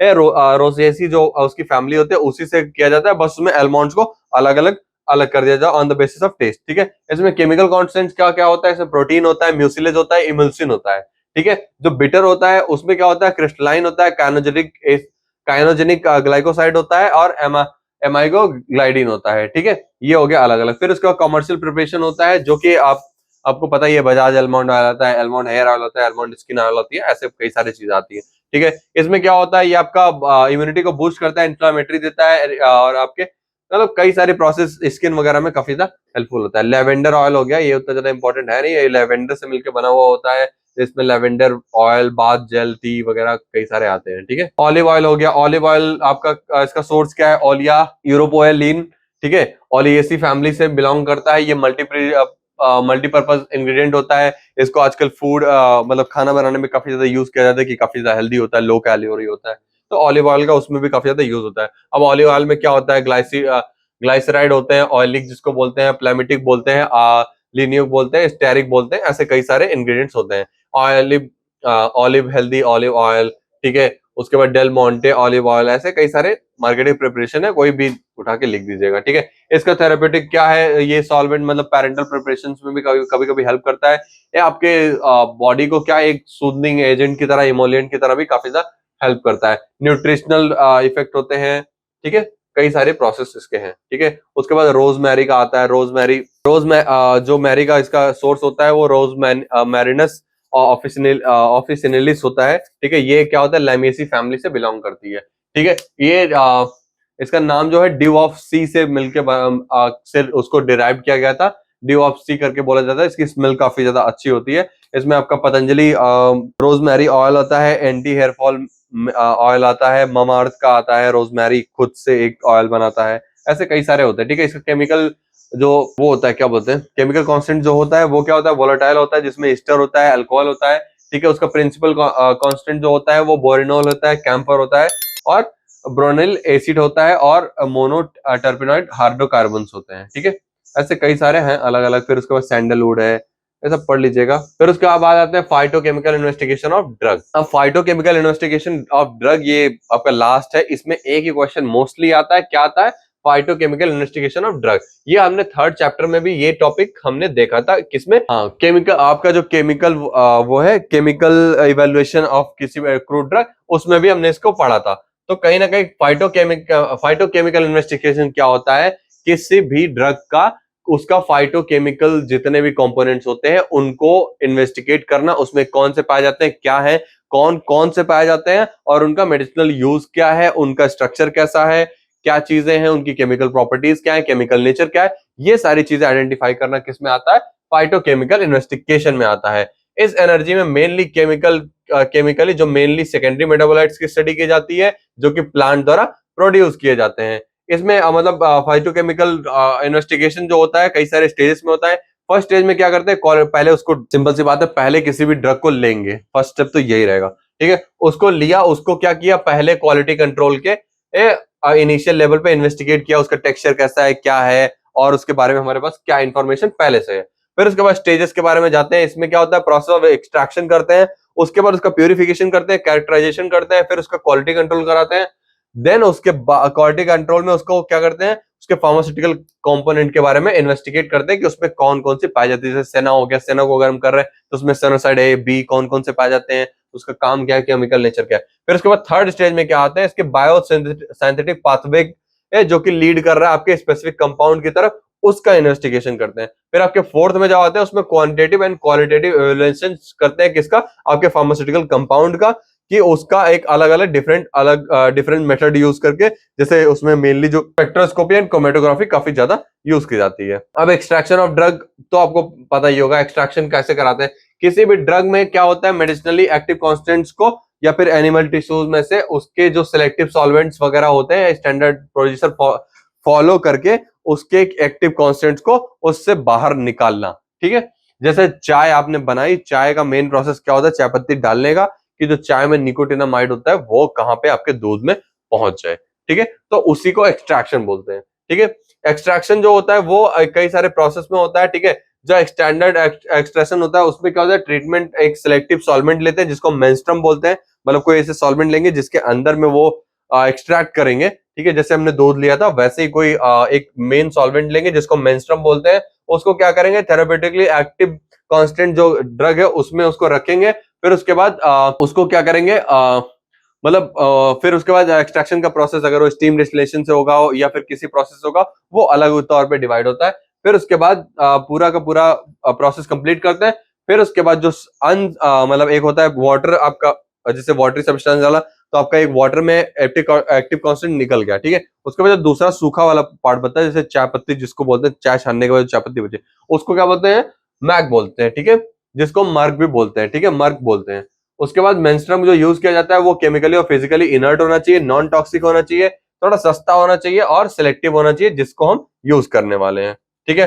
बाकी मेथड, कुछ मेथड्स दिए हुए हैं एक्सट्रैक्शन के जो कि आपने पहले पढ़ा हुआ है, ठीक है, पर्कुलेशन वगैरह है, ये सारी चीजें हैं। फिर हम आते हैं isolation and purification and identification of drug, ठीक है, कैसे क्या करते हैं। अब इसमें पहला प्यूरिफिकेशन करते हैं। प्यूरिफिकेशन में क्या करते हैं, इसके कंपाउंड और पर्टिकुलर सब्सटेंस को क्या करते हैं, डिटरमाइन करते हैं, यानी उसके क्या बोलते हैं, एक बेसिक ओवरऑल सुपरफिशियली उसको देखते हैं कि कौन कौन सा क्या है, उसको प्यूरिफाई करते हैं कि हाँ ये उसका ऑथेंटिक सोर्स यही है।